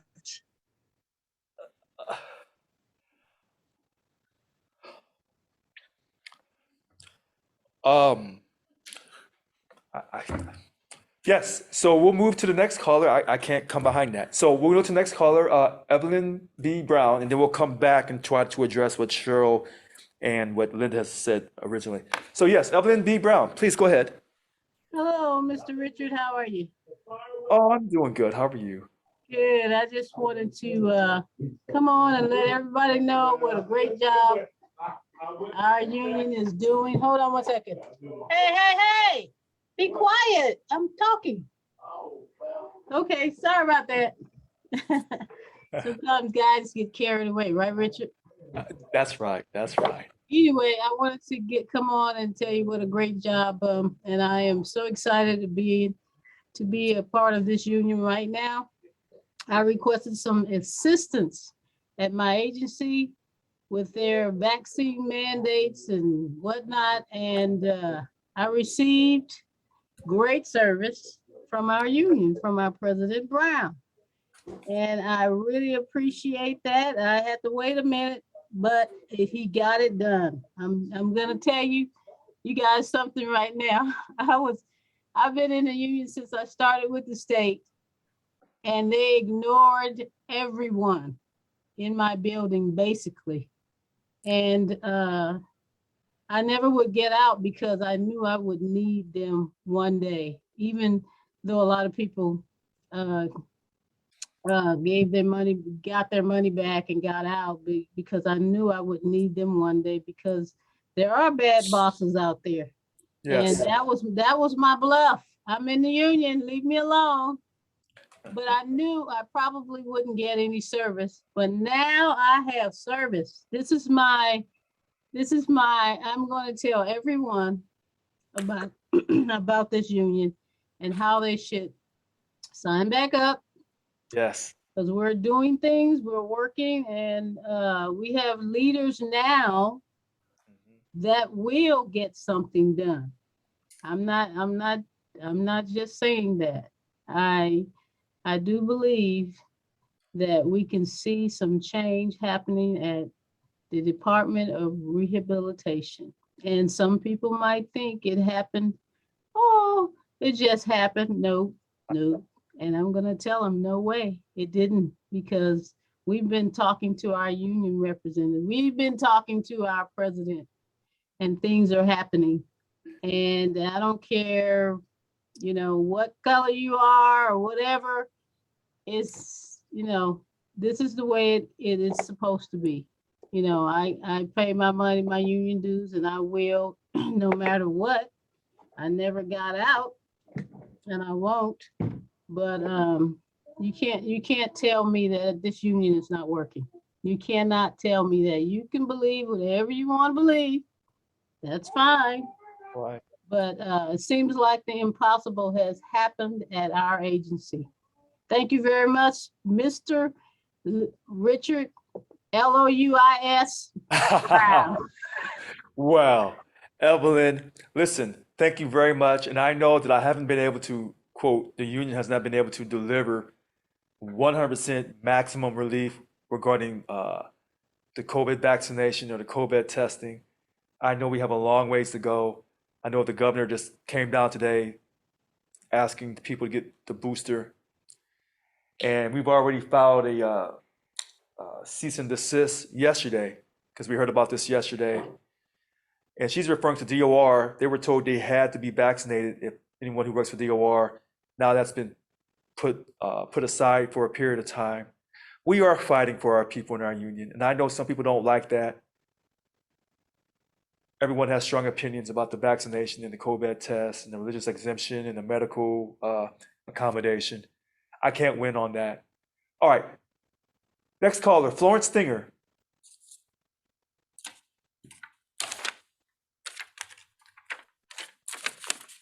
Good evening, Richard. Can you hear me? Oh, loud and clear. Go ahead, Florence. So I just wanted to talk a little bit about what I've heard in regards to international versus local. I have read the emails from Mary Kay Henry and also your response. And I would be interested in reading what kind of contract is it that we actually have with international? I'm kind of a homegrown girl. I'm a farmer's market kind of girl. And I believe in a tribe and a community and a local. And I've talked to people that have been in the union longer than I have. who said that Local 1000 used to be a different place before they got involved with International. And some of the things that I see coming from Mary Kay Henry seem to be very biased. It seems as though there are people within Local 1000 who are running to Mary Kay Henry to tattletale and tell every little thing that takes place at Local 1000, and to try to get Mary Kay Henry to slap Richard on the wrist. And I find it as a member to be quite offensive, because I pay members' dues and I am paying the bills, okay? Not Mary Kay Henry. And when I have somebody from International reaching overhead to harvest local, I really, really despise that. That is all too familiar to me. And I really like the fact that you're trying to keep it in a home base. And so I really would, I mean, on one of your presentations, I would really be interested to see how this relationship between International and local, what the contract is, what kind of power they have, what kind of control they have, because I find it to be at times even illegal. I mean, we have a certain amount of these insurrectionists who have never been elected to any position their entire life. And yet they have like a posse that runs around, and they're trying to make decisions for the members and make to determine what's best for people. I myself was never consulted or even asked if I wanted to give $1 million to Gavin Newsom. My DLC president, Kevin Healy, just went ahead and decided. He just voted without checking with any members about that. Why? Because International must treat him with kid gloves and must got some benefits there, because Yvonne Walker was real friendly with International. So I would really like to try to re-examine this relationship that we have with International that's reaching down into our pockets. And I also would like to know what we are responsible for as members, and what comes out of our paycheck for OPEB. What exactly is it that we are mandated to pay and what we're not? Because I don't want to pay any money to International if I don't have to. I believe that the Local 1000 is for the people. And I think the more that we can bring it back to the local, to the tribal, to the community, which is severely lacking now, severely lacking. And this is another reason why I enjoy your presidency, Richard, because you do bring it back to the local. You bring it back to the here, the now. What are our needs that we need to help our people? And that's what a labor movement is. I'm not here to support somebody's social justice issue or to go off on a tangent on some kind of something that they want as far as Gavin Newsom to promote, and they're leaving their members in the dust, but they're using their DLC presidency to wave a flag because that's what they believe in. I'm not here for that. I'm here, my dad was a Teamster, and he ran the DLC district of Philadelphia, Pennsylvania, in the Italian market where Jimmy Hoffa was, okay? So we used to have people coming down the neighborhood to shake it down, and a certain amount of money went over to Hoffa that shouldn't have went. I know all how this business operates. And what I'm seeing from International now brings back all of that, okay? This is not the first time I've been through this or that I have felt this vibe. And when I feel that there is a harvesting going on of us, when we're footing the bills, when we're paying, taking, everybody puts in a little bit different amount because of the amount that they're making. But the bottom line is all the members are the ones that are actually paying the bills. And it is the members that should be deciding. And kudos to you, Richard. Kudos to you for taking the time for once in the member's life to give us the platform so that we could speak and we could speak our mind, and it didn't matter who was behind us. What mattered was the members who were paying the bills. That's what matters. And so I just wanted to say that if you could give us something as far as what our relationship is with international, what we are mandated to participate in, what we're not, and if we can as members vote how much influence that they are allowed in our local community, and if there's a way that we have a say in that, I would really be interested in finding out that information. And I just want to lastly say that I have been a steward for a couple years now. I was the first steward at my job site, the first steward there in 15 years. And it wasn't an easy transition. It was a very difficult transition. Since then, I have brought in 2 other stewards. And I will say that when I came into Local 1000 and I tried to find out information about it, we had an index card on our union board that was oxidized. And everybody would say to me, oh, don't call the union because they never call you back. They haven't called us back in 15 years. That's why nobody here is involved in the union. So I couldn't believe that. No, and I just shared my history with you with my dad, who was a Teamster DLC president. And I knew that something was going on. So I called DC and I told them, I said, why am I not getting represented? This is taxation without representation. I said, I need to get a issue addressed with the union. And for what I understand, all of my peers around me are telling me it's a useless cause. So it took me calling DC at SEIU, DC, and also the NLRB to get Kevin Healy to show up at my work site. Okay. Once Kevin showed up at my work site at the Starbucks, he met me out at Starbucks and he went to the wrong Starbucks. So I'm calling MRC because it's 30 minutes past our appointment and he's over at the wrong Starbucks. So they said, well, we'll call him on a cell phone. So they call him on a cell phone. And then he calls me yelling at me on the phone. Why did you tell me the wrong Star? I said, I didn't tell you the wrong Starbucks. I'm at the correct Starbucks. You're not. Check the text. I sent you the address. So he shows up and he's yelling at me in the parking lot. And I looked at his badge and it said DLC president. And he said, yeah, I'm your DLC. I'm your DLC. And I said, I refuse to be represented by you. You are rude.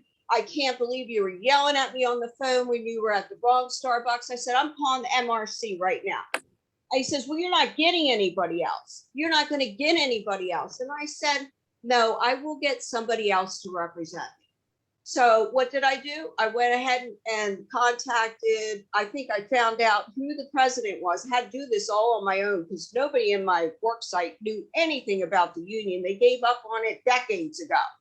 Okay. So I had to send an email to Yvonne Walker. I found her address on the website and I said, I'm going to call NLRB and I'm going to call the watchdog in DC and let you know that this union is not representing its members and nobody here in my work site has been represented in decades.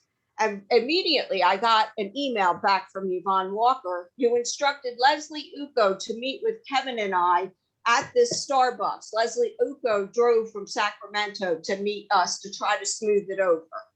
Okay, so this was my introduction to this union. And I didn't give up, I kept going. And I wanted to become a steward. When I told Leslie Uko and Kevin Healy that I was going to become a steward, I got no response. I got no call back. I got no support at all.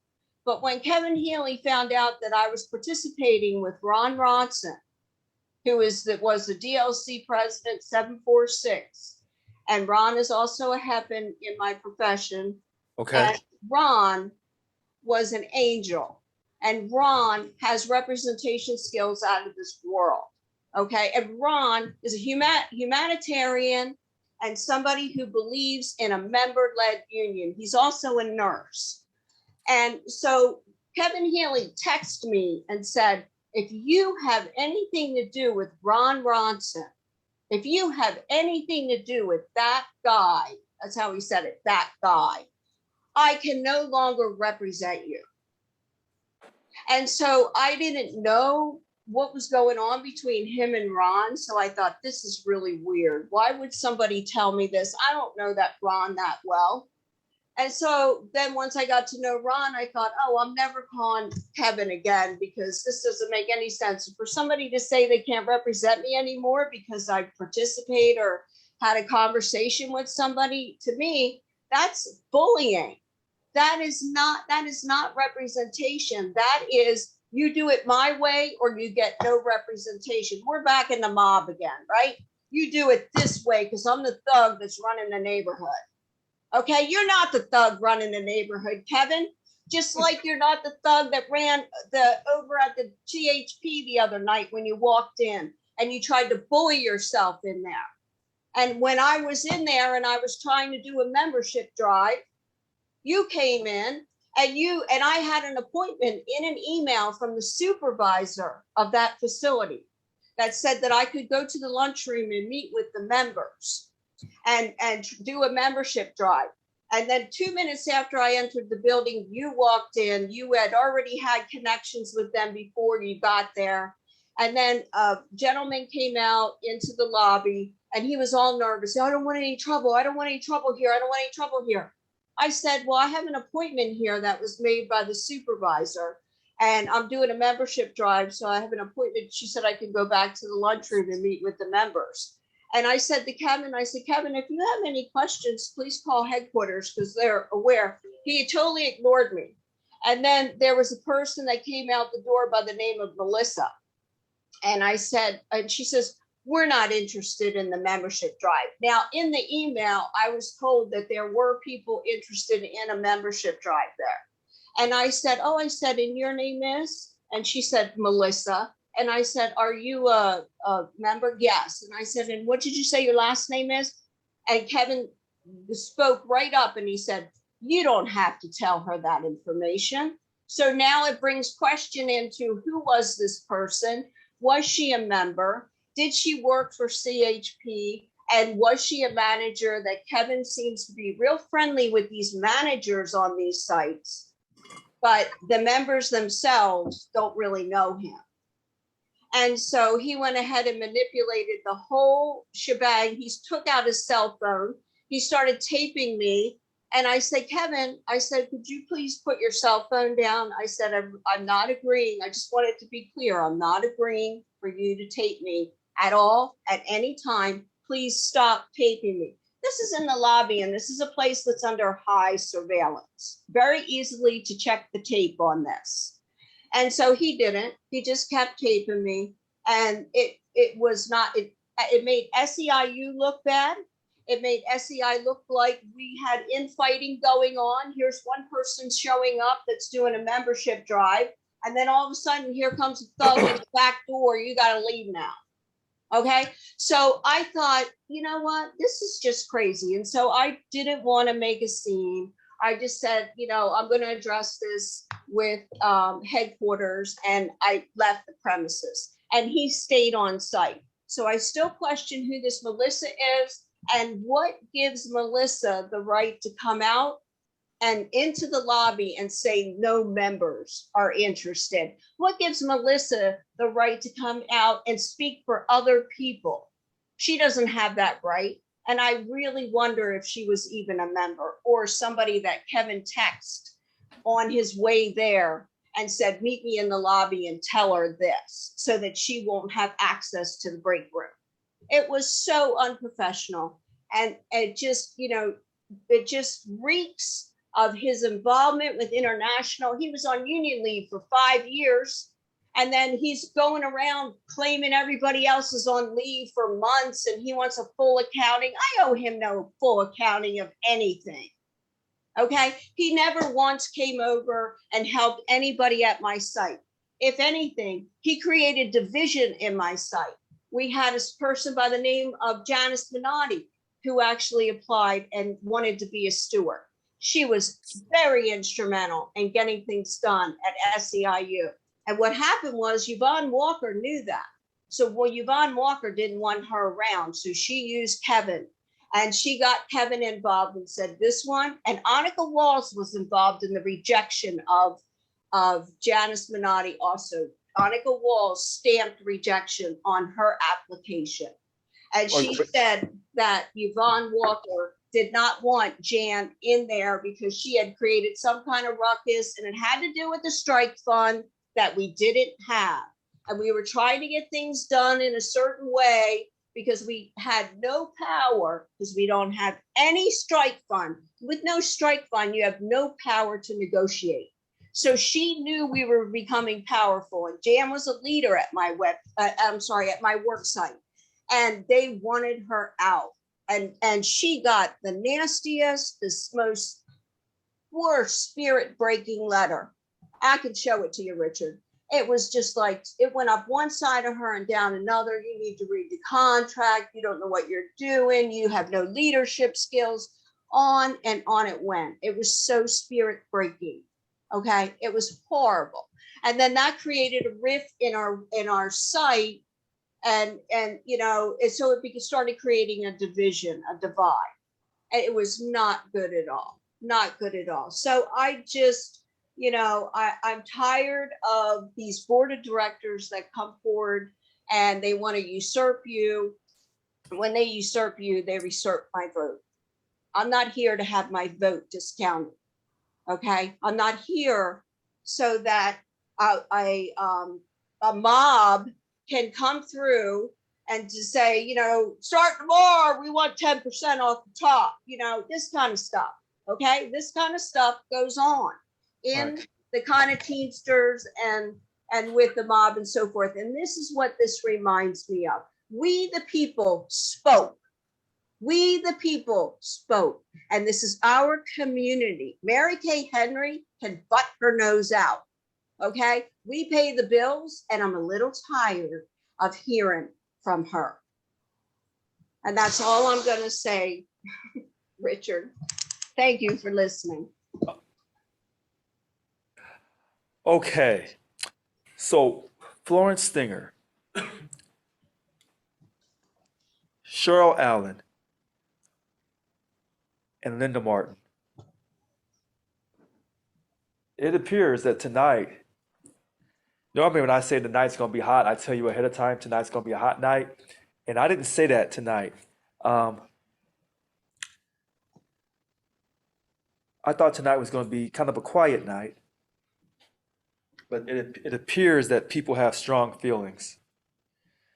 I hear that there are things being said in the chat room tonight about me, which could be considered slanderous, or maybe not. So Florence asked about our agreement with International. If you look on our website under resources, you'll see our SEIU International Agreement from 2004. It's a few pages long. And I think we also put up there the SEIU 2020 Constitution as well. And everybody has strong opinions, and I'm not sure if anyone realizes, but we pay International because we're, quote, like a franchisee. We give them money and then we wear their colors, purple and orange, and we carry out their political agendas. So if you ever wondered why we're always involved in this social justice situation, it's because of International. And so when I was running and I said, hey, we don't want to, we want to get out of that social justice. We want to, quote, focus on ourselves, focus on getting secured contracts. And, when you're involved in International, you have to, quote, carry out their agendas. So when Flo was asking what's really going on, well, we paid them $685,000 a month. Wow. To be part of them. And we also pay another $55,000 a month to be part of SEIU State Council here in California. Because they do things here in California that are, quote, for the state of California. while we also carry out the agenda from international. And so last summer, when we were involved in the Black Lives Matter movement, that was really from international. That was one of the things that they were sponsoring, because international was able to go out and get people to unionize and get those people to pay them money by promoting social justice issues that, you know, people feel strongly about. So it's a great recruiting tool.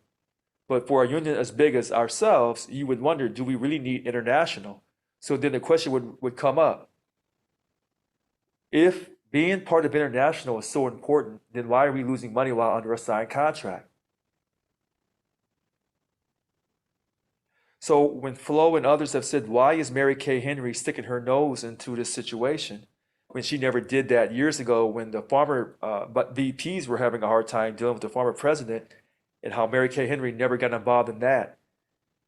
There's a difference with me being the head of the union.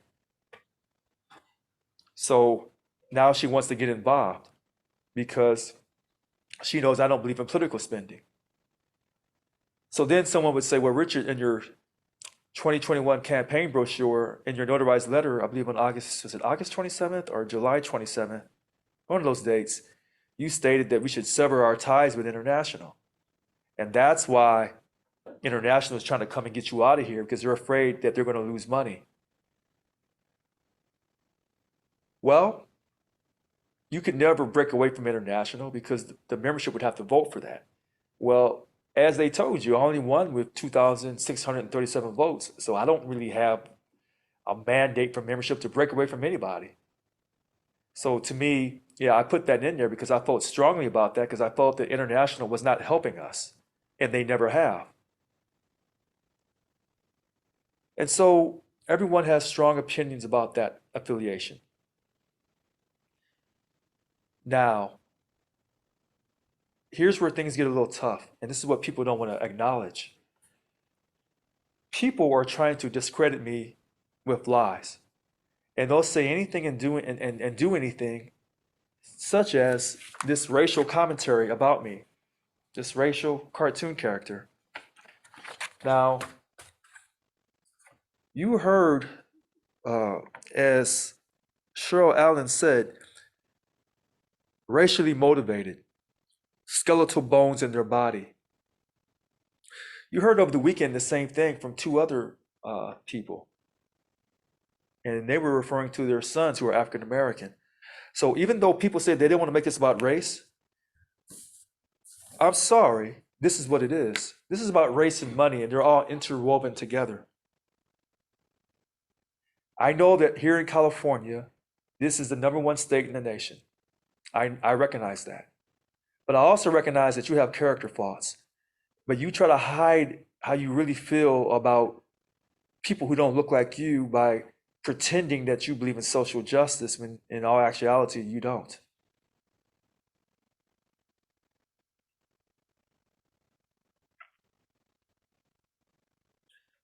The contract with SEIU International is on our website. I told you the money we pay every month, $685,000. We pay an additional amount of money called COPE money. That money ranges on our per caps, and I think it's $578,000 per year. We have to make that per caps in COPEs, the COPE money. On your application, you fill out for COPE, additional money to go out to COPE, which goes to international. If we pay over a certain amount, and then some of that money is returned back to us. You probably didn't know that because they will never tell you that, but I will. And then $55,000 a month for SEIU State Council. So this is a lot of money that if we controlled our own money, we would control our own destiny. So if you're wondering why it's so urgent for the insurrectionists to remove me from office, there's a number of reasons why. But for the fact that I'm going to fight for you, that we're going to enforce our contract like we're doing right now, and we're going to get a 21% pay increase across the board for everyone equally in the next contract, which means that we have to bargain and bargain in good faith and fight like heck until we reach a legal impasse. And should we reach a legal impasse and we take a strike vote and it comes back yes, we'll shut the state down. Here's where things get tougher. Forget the fact that I'm Black, even though you can't. Florence Stinger said something that shook me. And I don't want to say it scared me, but the message was received. She brought up Mr. Hoffa. I say Mr. Hoffa. She talked about her father being a Teamster. When people tell me that they are former Teamsters or their relatives or their mom and dad was a Teamster, that's a strong message. And we know, unfortunately, Mr. Hoffa lost his life. So when Florence Stinger says that she can feel that vibe in the air on what's going on, she's right. She was right on every single word that she said. Period.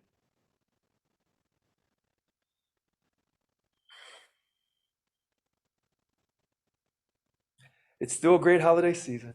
All right, next caller. DLC 789, President Eileen Barton.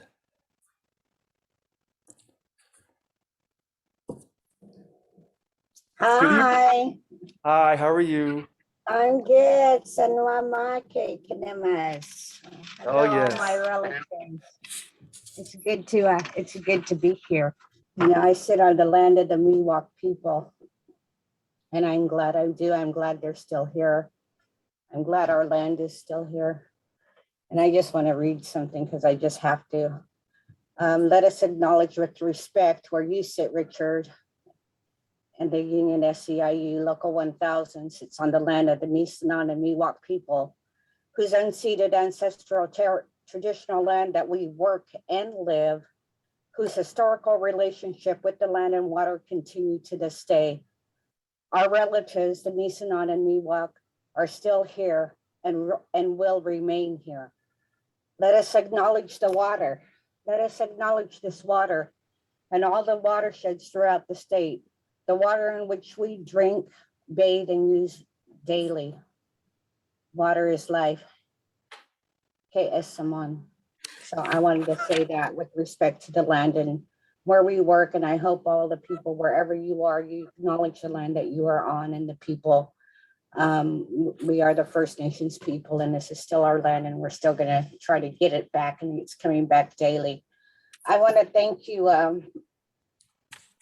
everybody, for being here. You know, I am a new president.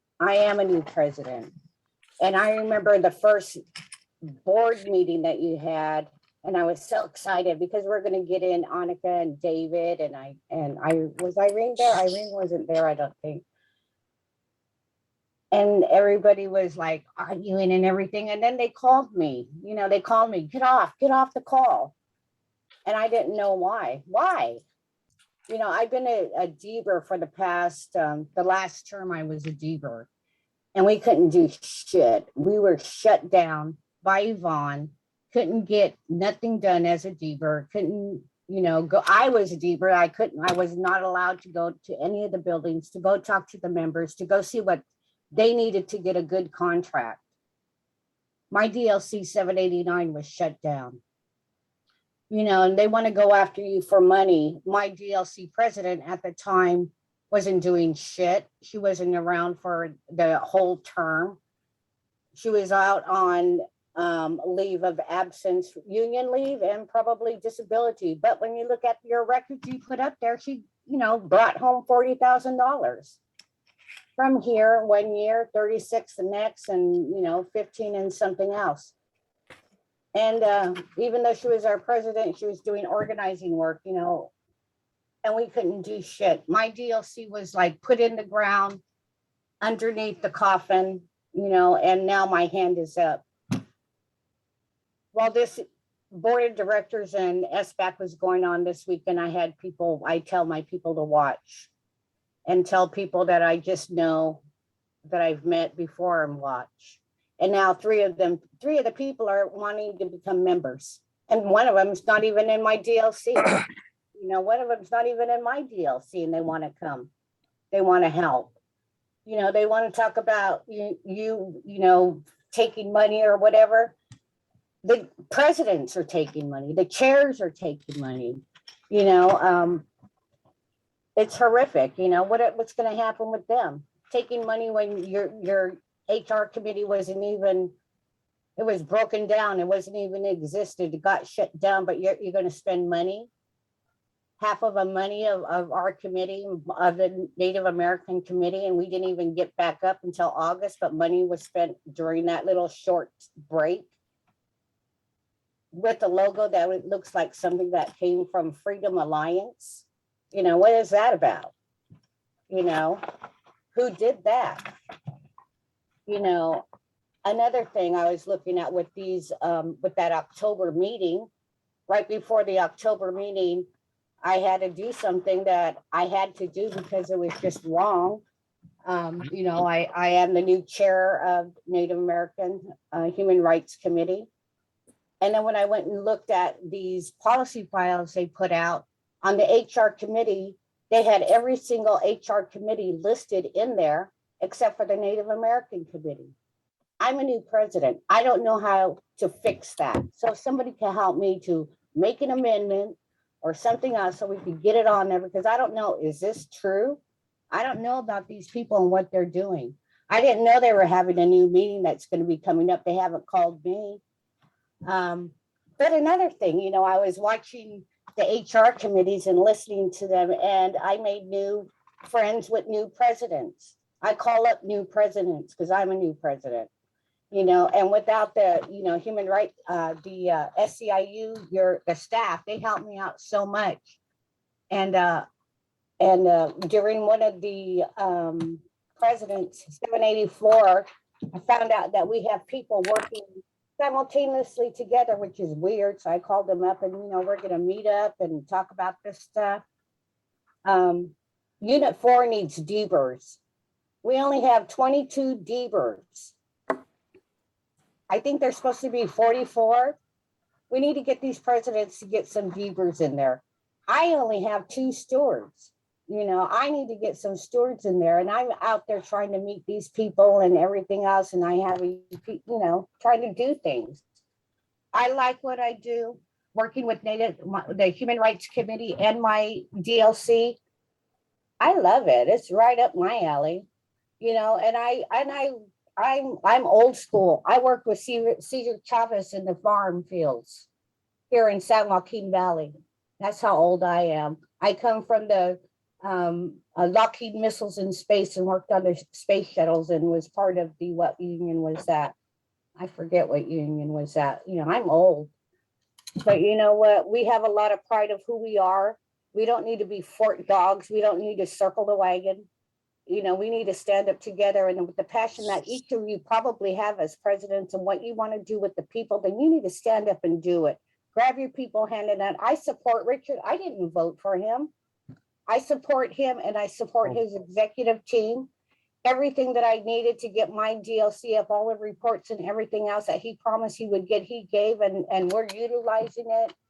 I've been having meetings left and right with everywhere.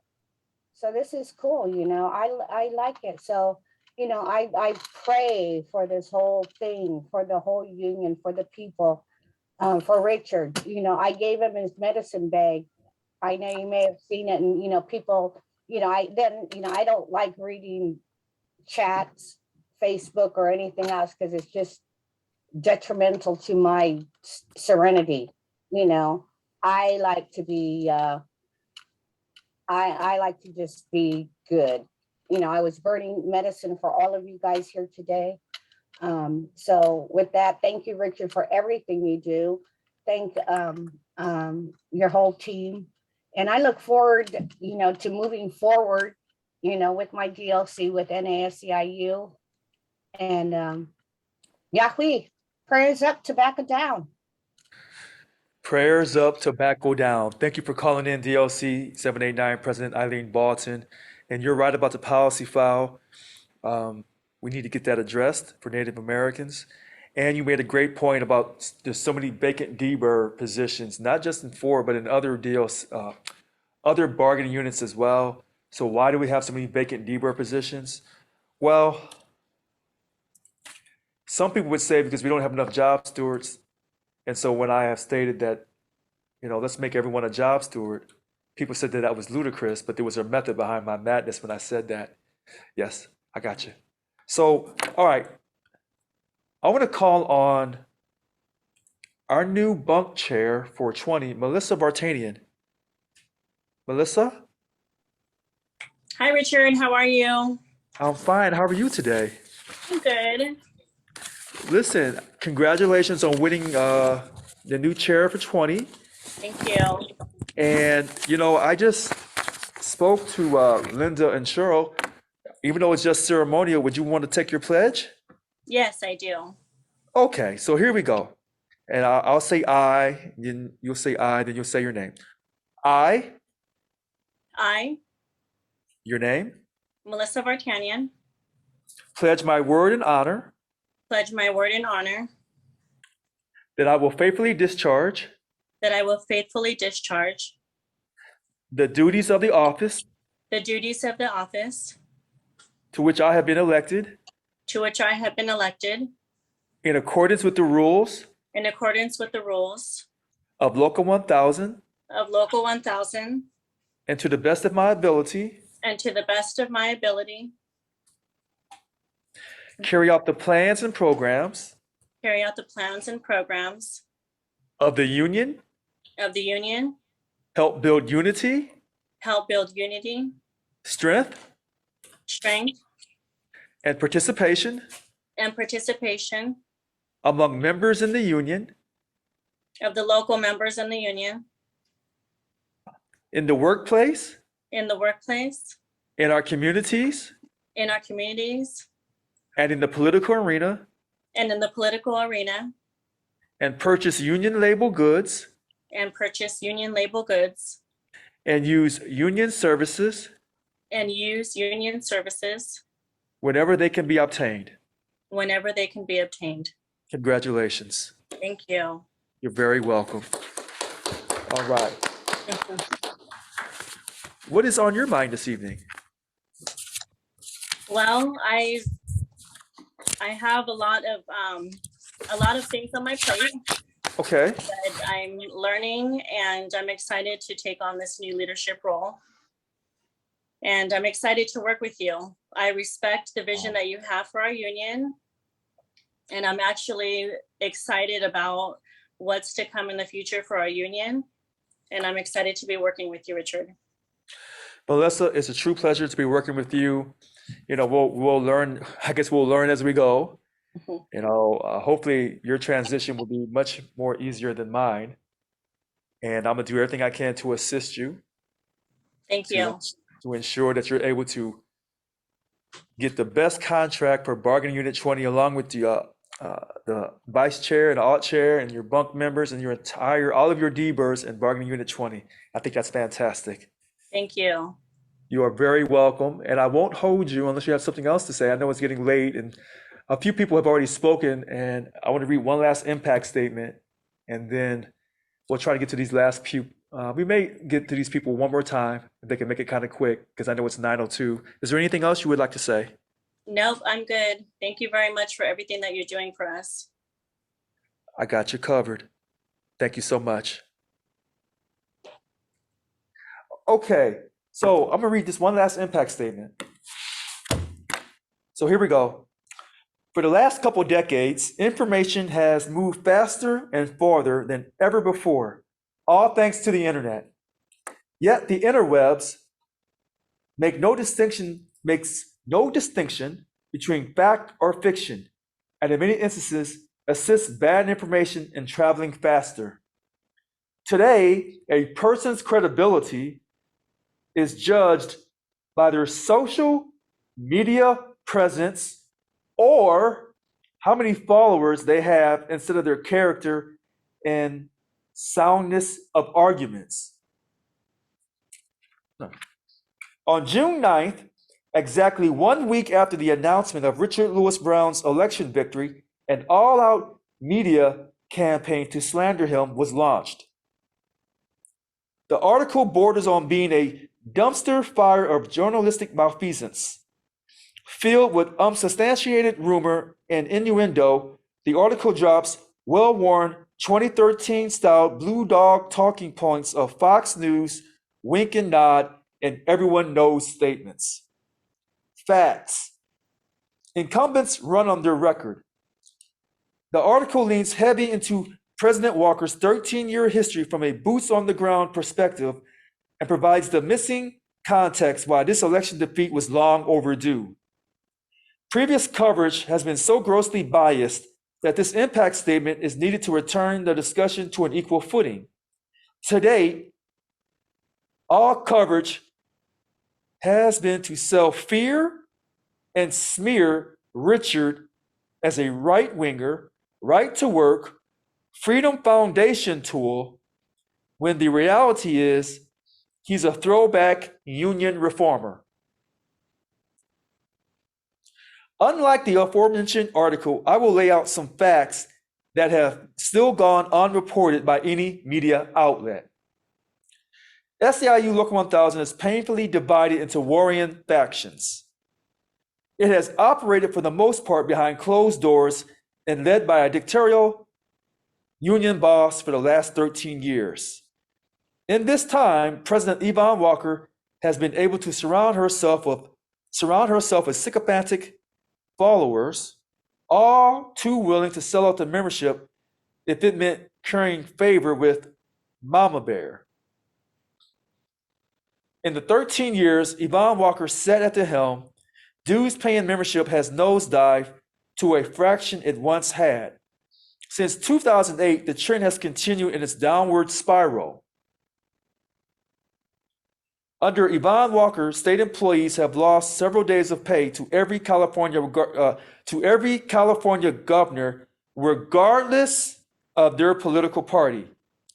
During contract bargaining in 2016, Yvonne Walker walked away from contract negotiations to prioritize and force a statewide officer stipend during a 22-hour marathon council session. After returning to the bargaining table, received a lesser offer and announced the contract had been ratified through a pre-recorded video without ever divulging the results of the membership vote. During 2018 contract negotiations, Yvonne Walker lied to the membership by stating that retirement health benefits were not a guaranteed right, despite the fact it was expressly spelled out in California government code. And I think that government code was 22871, if I remember correctly. So power concedes nothing without a demand. It never did, and it never will. Find out just what any people will quietly submit to, and you have found out the exact measure of injustice and wrong which will be imposed upon them. The person who said that was Frederick Douglass. This is way back in the old times, as we would say. While the old guard is gone, her Leaning-like followers are still present and reeling from their demagogue election loss. The full-throated volume from them have increased exponentially, but their numbers continue to wane.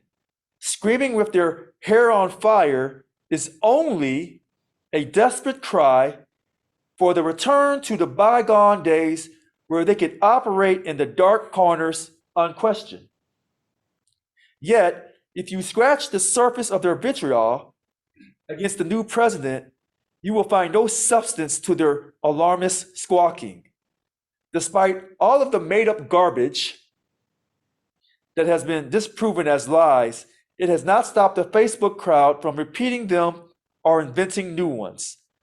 The constant drumbeat of fact-free labels invented by a small, organized, loyalist group and their cult followers has only served to brainwash themselves into believing their own hate speech. It's unfortunate that in today's world's ratings, not news, drives the corporate news outlets. Read that for you again. It's unfortunate that in today's world's ratings, not news, drives the corporate news outlets. How do you drive ratings? By simply providing even more sensationalism than your competition. It is also equally true that cable news no longer tries to hide the fact that they are firmly captured by the two-party political system and owned by a handful of multinational corporations. What's more, if you're a person that questions the status quo, then you are instantly labeled as being in the other guy's camp, and by default, automatically attached to everything that camp believes, also known as identity politics. Who wrote this? Okay. For instance, one particular theme that continued to surface in the article is Richard Lewis Brown's appearance on Fox News. The duplicitous, I can't even say that word. I don't know who wrote this. Use of Fox News is thrown out to chum the waters for readers who subscribe to one particular camp. If you follow this line of hypocrisy, then the label of Fox News automatically makes Mr. Brown a messenger for the corporates, the RNC, a tool of the Koch brothers, or quote, or even the Freedom Foundation. Yet none of this has ever been substantiated, nor does any article even attempt to point to an instance where President Brown has endorsed such right-wing groupthink, and I never have. I will remind readers that as of late of August 2016, Fox News and the RNC ran on a platform of anyone but Trump. To be fair, yes, Fox went all in after the November election. I will point out also that Fox News also interviewed people like Bernie Sanders. I like Bernie Sanders, by the way. I voted for him. Okay. Glenn Greenwald, Dr. Cornel West, and the esteemed philosopher, Professor Noam Chomsky. When is the last time you have seen a news segment on Edward Snowden or Julian Assange on CNN? If one of the approved media outlets had offered to interview President Brown, don't you think he would have accepted it? You got that right. I would have accepted it. Hello, Don Lemon, CNN. All right. The leading statements are delivered with the styled, outfoxed, everyone knows Ben, but that is the extent of investigative journalism one receives from these articles. Mr. Brown states very pointedly, if they swear me in, I'm going to go on national TV and give interviews to anybody that wants to know the truth about the corruption of this union that I belong to.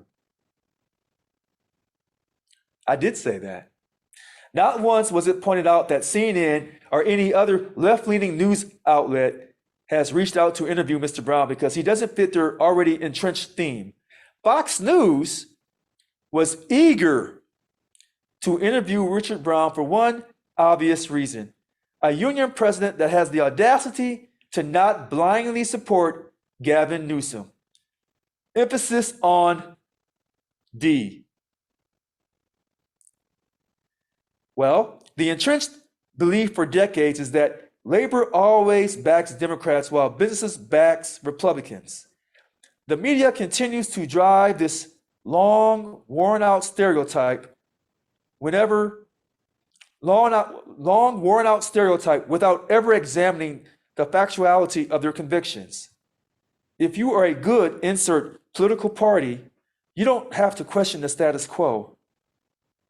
How many remember that President Clinton, who was a Democrat, signed the NAFTA into law? Who remembers that? When California went into COVID-19 lockdown, one of the first things Democratic Governor Newsom did was the same thing the two previous governors had done: balance the budget on the backs of state employees. Under SIU Local 1000 President Yvonne Walker, both Governor Brown, a Democrat, and Schwarzenegger, a Republican, cut state employee pay. In 2020, a side letter agreement was reached while under a signed contract where Yvonne Walker unilaterally gave up 2 days of pay. State employees represented by Local 1000 has not fared well under President Walker's 13 years, regardless of the governor's political party. And I said this so many times in my campaign. Instead of clinging to the now disproved theory that bribing politicians to do their job is just the way things get done, we can now have a more balanced foundation for discussion.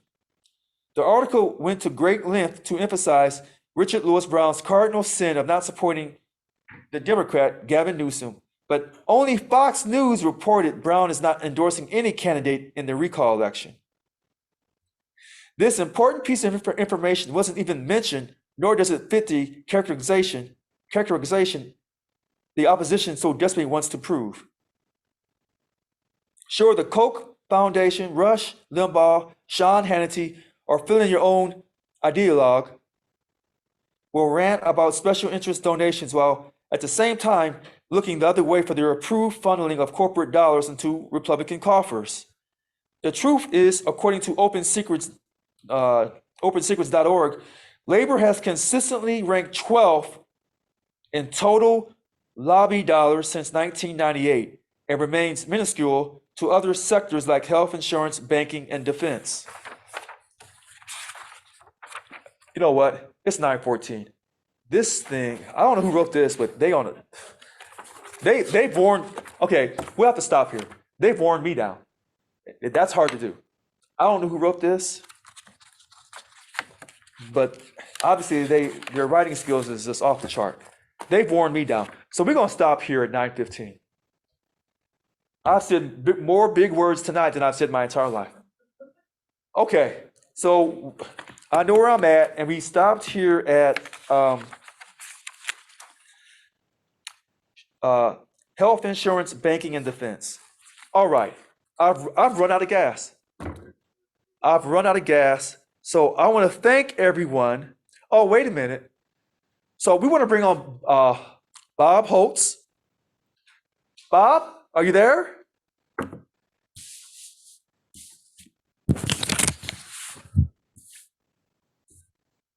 Hello, Bob. Bob? He's not in the room. Okay, so there's no Bob Holtz. All right, it is 9:16. If you're tired tonight, I don't blame you. I'm tired too. I'm tired of us bickering and fighting among ourselves. I'm tired of taking on all the lies and propaganda, and I'm destroying the union. Tired, tired, tired. But I'm not too tired to smile. Ah, yes, yes, yes. I'm not too tired to say, Merry Christmas, Happy Hanukkah, Kwanzaa. That's how you do it. Now, and if you celebrate these holidays in your own special way, to all of my Native American friends, to anyone else, I support how you celebrate. You don't have to celebrate Christmas or anything you don't want to do in this great country. We don't mandate you to be happy in this country. But what we do hope that you do, keep hope alive. Don't stop believing, because faith is a substance of things hoped for, but evidence of things not seen. I'm done for this evening. Bye-bye.